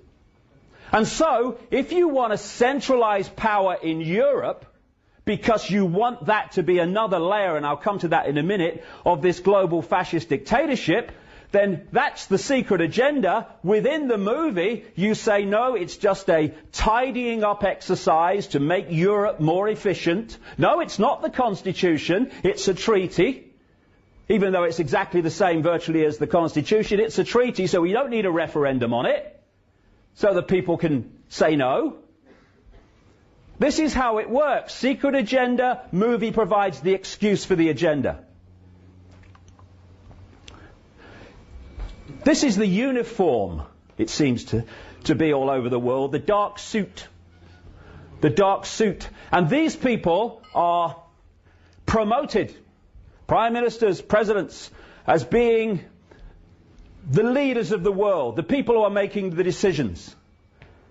If anyone thinks Bush has been running America, I've got some seafront property in Switzerland you might like to look at. I've got a picture. The dark suits are the here today, gone tomorrow. If it was not possible to be round, people would fall off the bottom, and all the rest of it that you got with the sphere Earth is ridiculous. And we are now facing another version of the Earth is not flat, with what I'm talking about today. Mark Twain, in religion and politics, people's beliefs and convictions are in almost every case gotten at second hand, and without examination from authorities who have not themselves examined the questions at issue, but have taken them at second hand from other non-examiners whose opinions about them were not worth a brass farthing. That's where we get, everyone knows that, mate. That's where we get official history from. Summed up by Einstein. Condemnation without investigation is the height of ignorance. And on that,